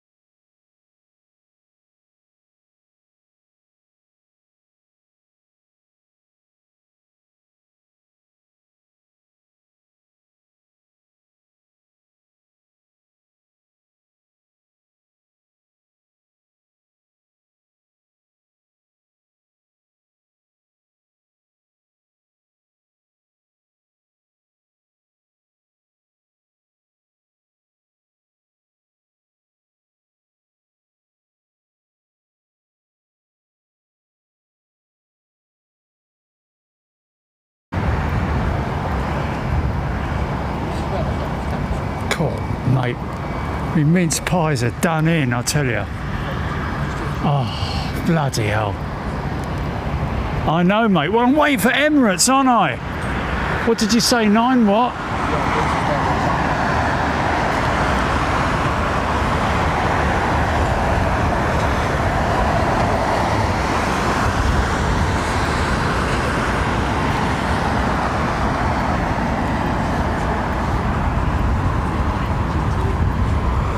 Yeah, exactly. Oh, really?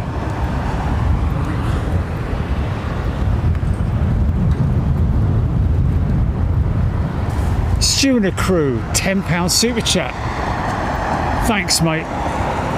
Thanks for the cooling blanket recommendation. Blimey, it works. It does, doesn't it? I tell you what, that cooling blanket, I'm not joking, mate, but in the last sort of like couple of nights, I've used it, but then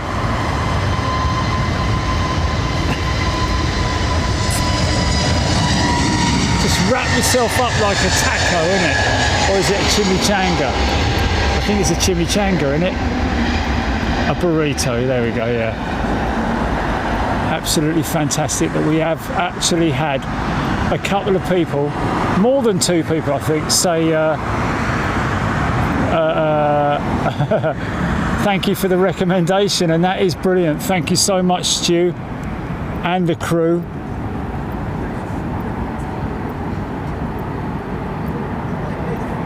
Oh bloody hell, what have I just done?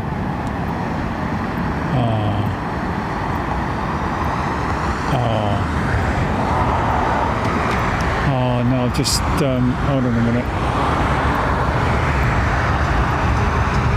I'm sorry, I've got to come back out and go back in again.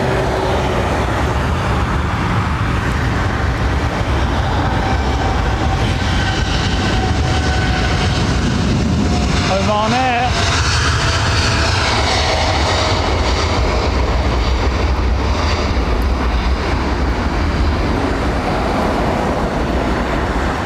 So that's a 9, folks. That's a 787-9. Watch the gear doors open.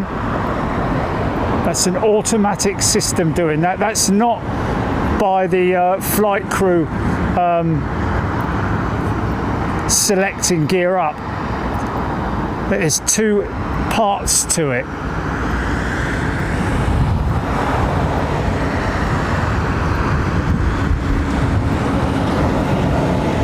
Who's that?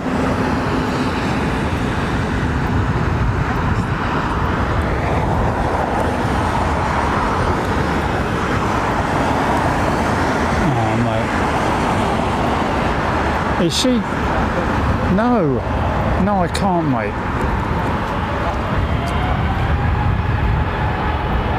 Going loco like in that livery. Yeah. Oman Air. Oh yeah, this is a beautiful looking aeroplane, the 350 in China Southern's livery. Oh yeah.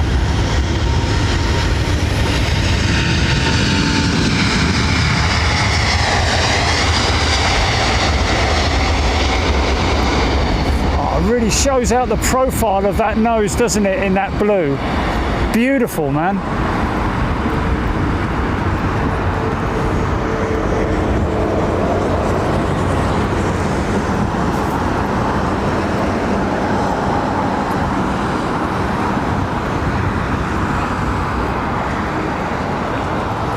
Bit of brake dust from the left side, nothing wrong with that. She has come all the way over from T4. Slightly lengthy taxi.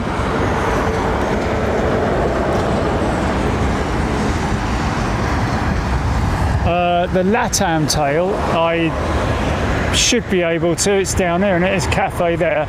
Yeah, I can just see LATAM there. Yeah, I've got it. Really? Emirates is over this side, is it?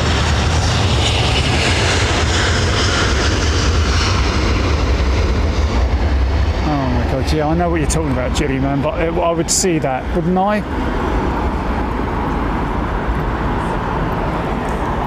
Really? Well, point at it then, where are you? Point at it. Oh, okay, yes, because you haven't got the sign in the way, that's why. You haven't got the sign in the way, I've got the sign straight in my shot there. So there it is. No, I've got the LATAM tail, yeah. Now I've got the Emirates now, yeah.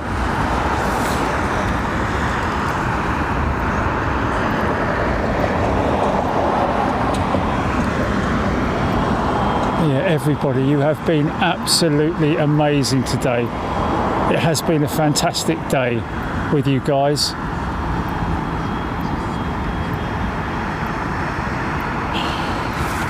I keep bloody doing that, don't I?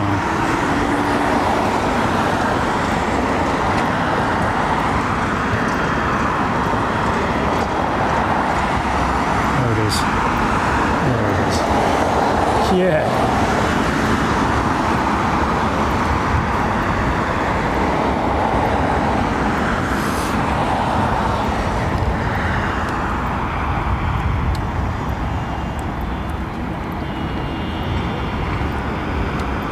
I like the way that's lit up, that wingtip. I like that. Have a look at that.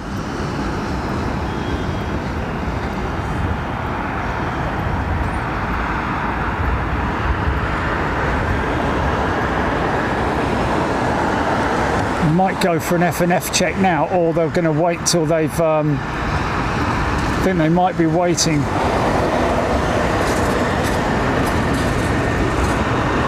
Wait until it's completed its pushback procedure.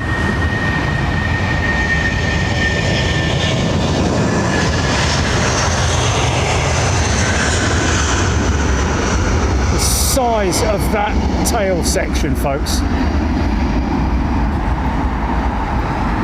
The elevators alone, or the horizontal stabilizers complete with the elevators, are the same size as the complete wing assembly of an A318, believe it or not, an Airbus A318.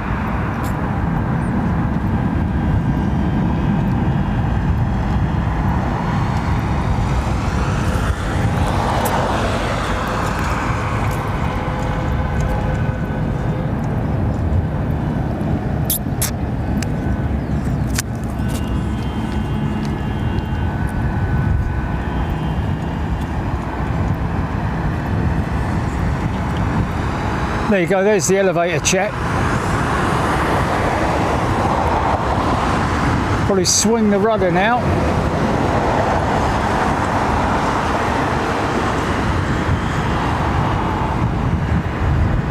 I think that's moving now, that rudder, isn't it?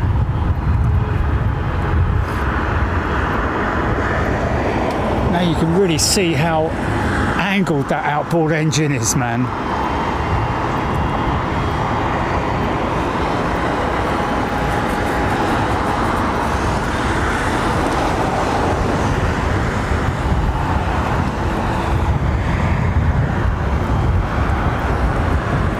Massive, great big exhaust, APU exhaust on it. The tip is just beautiful, man.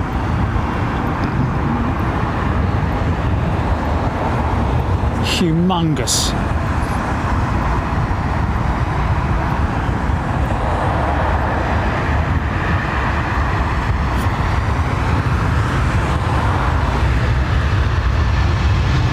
Scotty Tarpley, hello to you, Scott. Hope you're well, mate.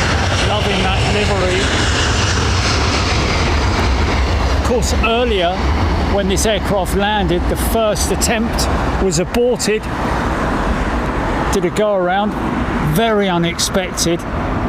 Didn't realise that there was, I don't know what that was in as a result of, whether it was aircraft on the runway still or a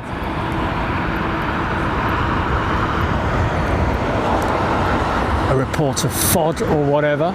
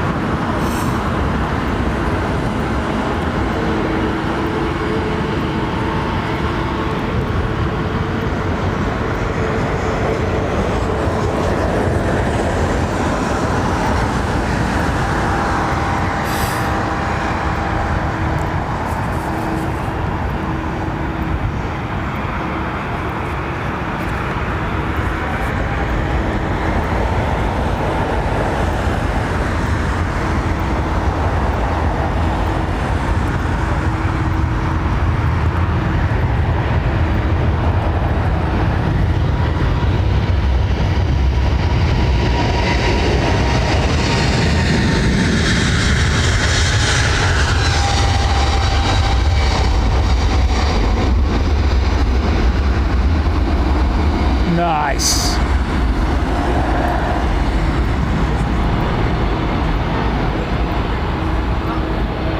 China Eastern. No relation to Sheena, but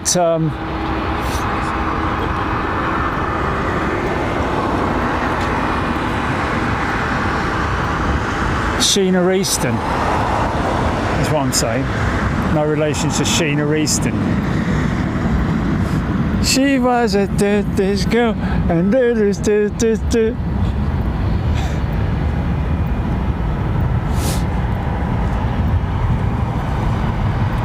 I know.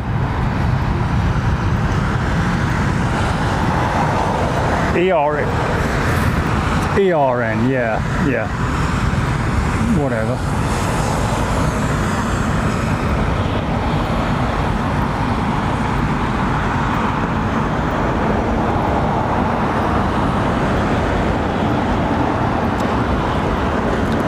Can't even entertain the idea of eating now, man.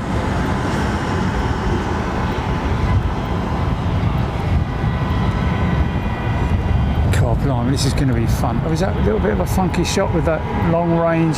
Is that its wing light, isn't it? It's an outer wing light.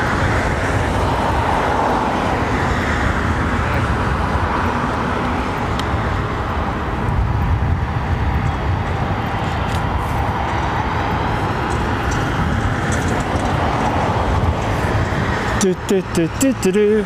Do, do, do, do, do, do.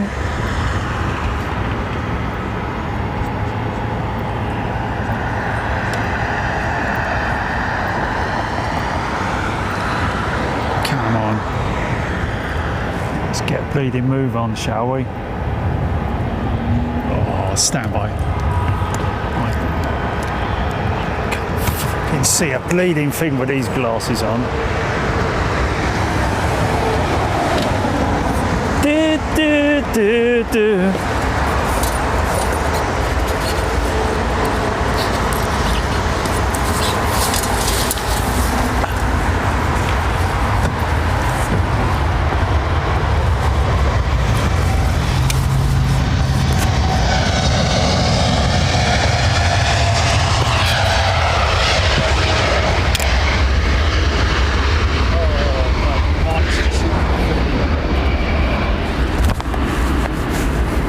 Has it, though, is the question.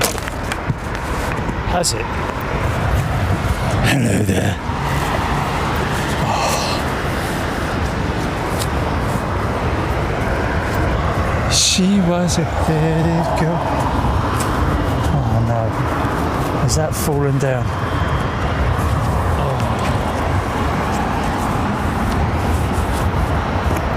I'm going to have to hang this.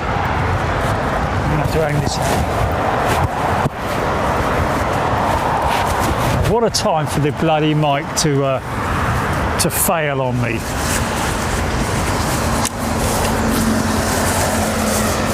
I'm actually putting my jacket on, Julie.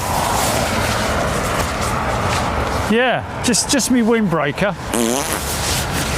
Excuse me.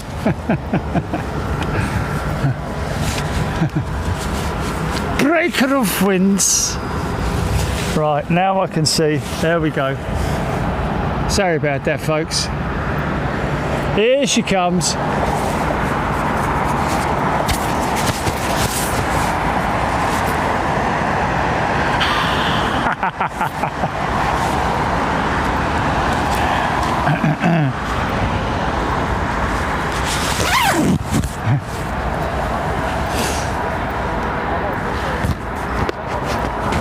Just leave that hanging out of there like that. That's good. Yeah, that works.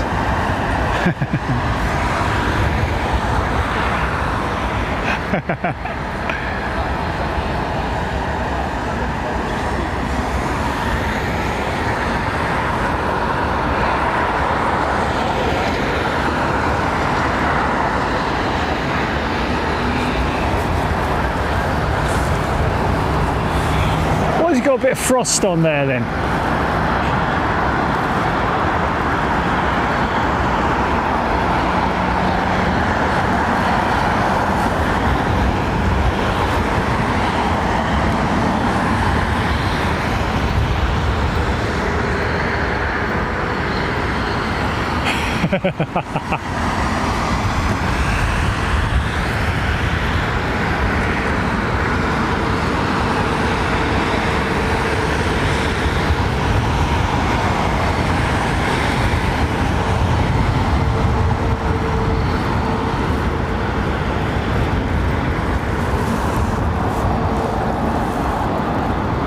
She's a big old girl, isn't she, eh?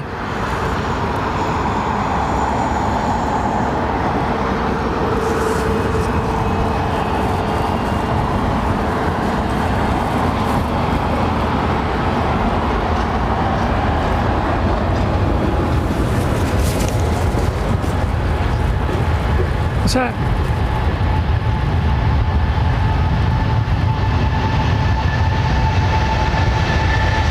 Scotty top it would look good on the 380. Oh, there we go.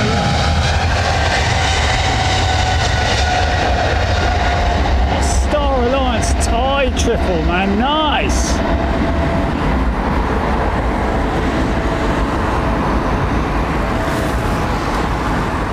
Very nice.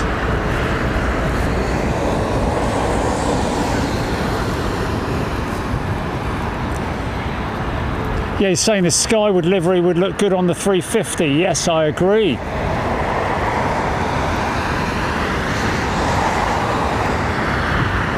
Oh, it's getting a bit grainy, isn't it? Look, that picture. Oh, I say.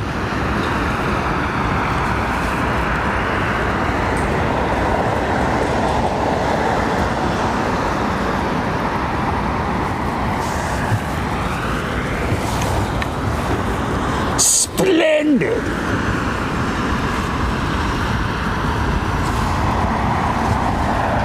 Topsy Turvy 59 is a brand new member. Welcome, Topsy Turvy. Flaps extended there, look. Wow.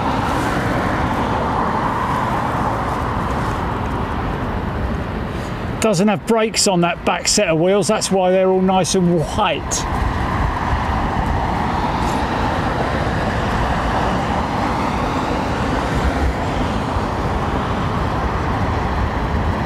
All the rest of them are brakes.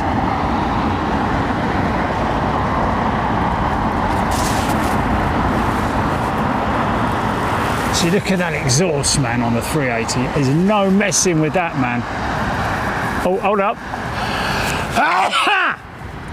Okay, no, excuse me. Sorry for whoever I just busted your ears.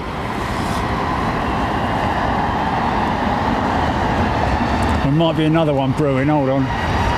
Oh my good God. I need to blow my trumpet fifth. Wait a minute.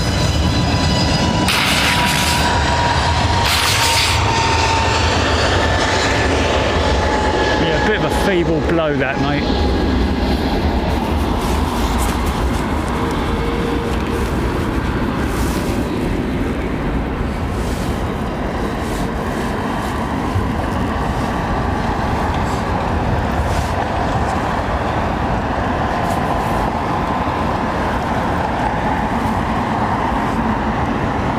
So who's going to have a lie-in tomorrow then?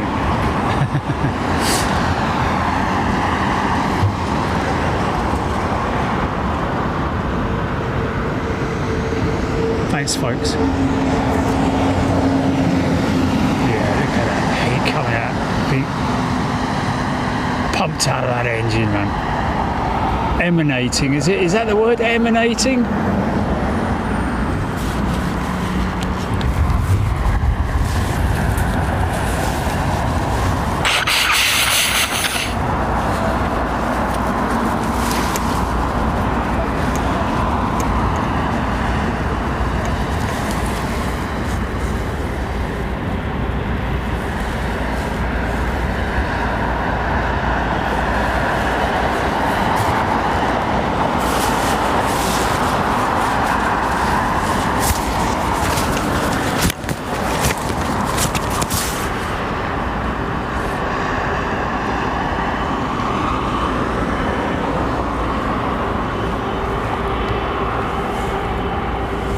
Is that Eva?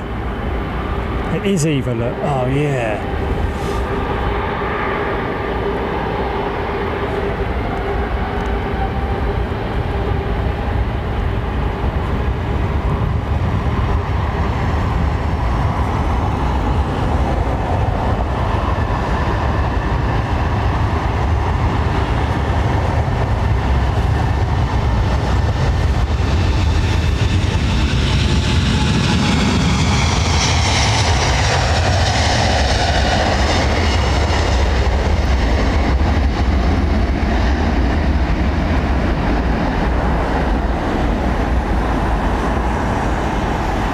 I love the lighting on the 787, man.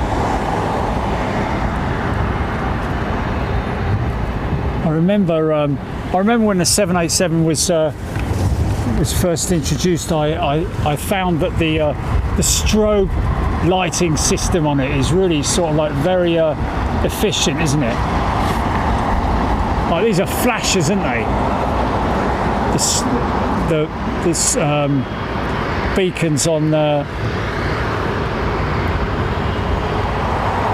that's a flasher as well, isn't it? Whereas the Boeing beacon is a far more sort of like, you know, pulsating. Well, actually, I don't know. This is more pulsating, isn't it?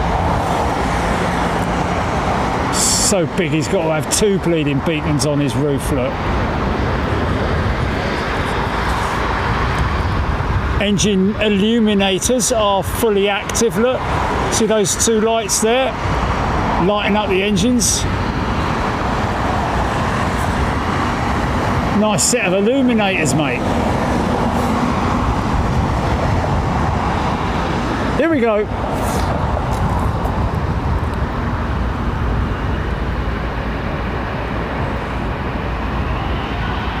GP7200s. Engine Alliance engine.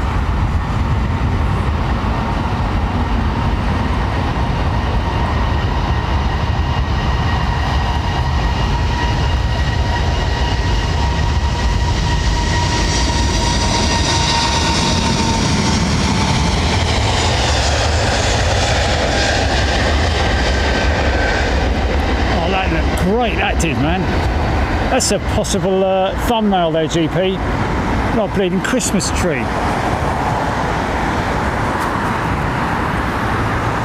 Nice. Do what?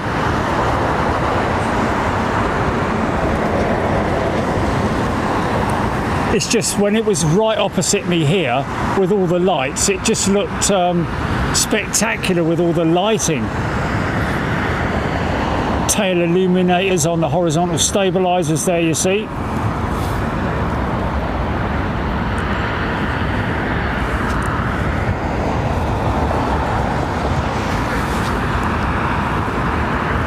Climb out shot might be a bit grainy. I don't know, what's that looking like? Is that all right?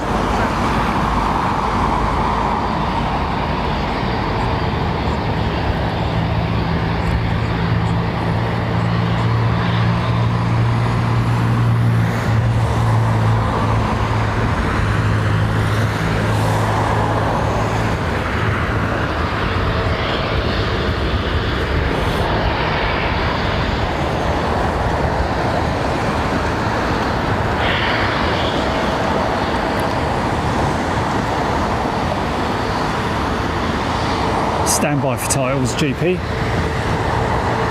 We're going to, oh, look at her all lit up, man. Oh, isn't she beautiful?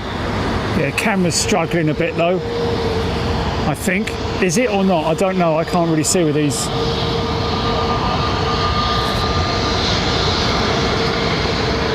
Yeah, it's struggling a little bit. Right, folks. Actually, I'll tell you what, just come back a little bit from that. Just going to do a PTC, GP, yeah?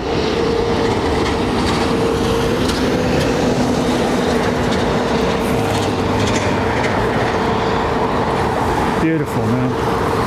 Beautiful. Oh, hang on a minute. Look at me old glasses, look. Oh, I can't. Can you see me? I can't see me. Hold on a minute.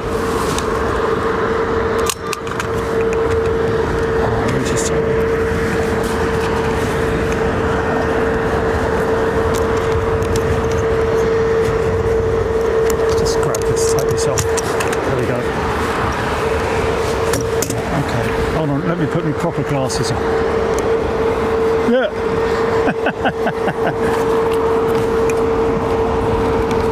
The bouquet residence. There we go, that's better. Are you in there? Are you in there? Right, well, thanks everybody for your company and for being with us through these how many hours, I don't know, but it's been great to have you with us. Thank you so much for your support as well, for everything that you do with all of us on Big Jet TV. Really enjoyed your company, folks. Thank you so much. Look after yourselves. Be safe. And we'll see you next week. Take care now. See you later. Ta-ra. Okay, GP, run titles, please.